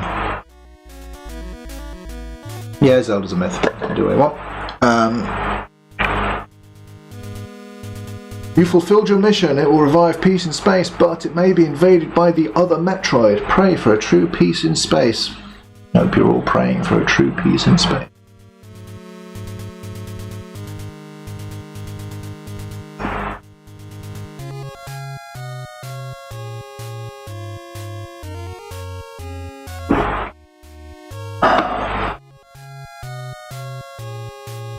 Thank you.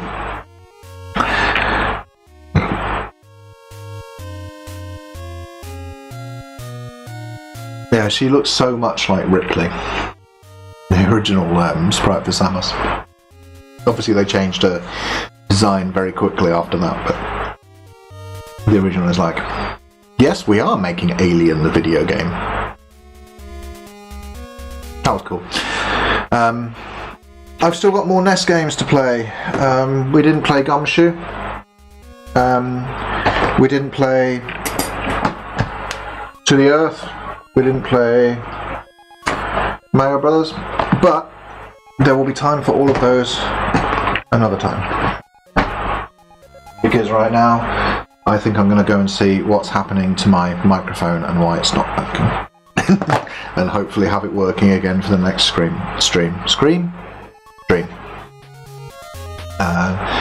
So I'm going to say goodbye there. Thanks everyone for coming. Thanks for your patience. Enjoy the rest of your Sunday. It's been a fairly long one. It's been fun hanging out. I'm going to go eat and do stuff.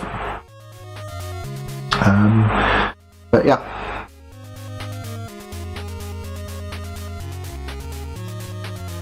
Pretty good.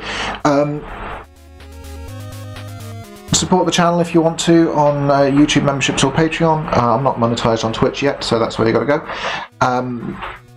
And thanks for joining me on the Retro Sofa again. We'll be back on Wednesday evening for something.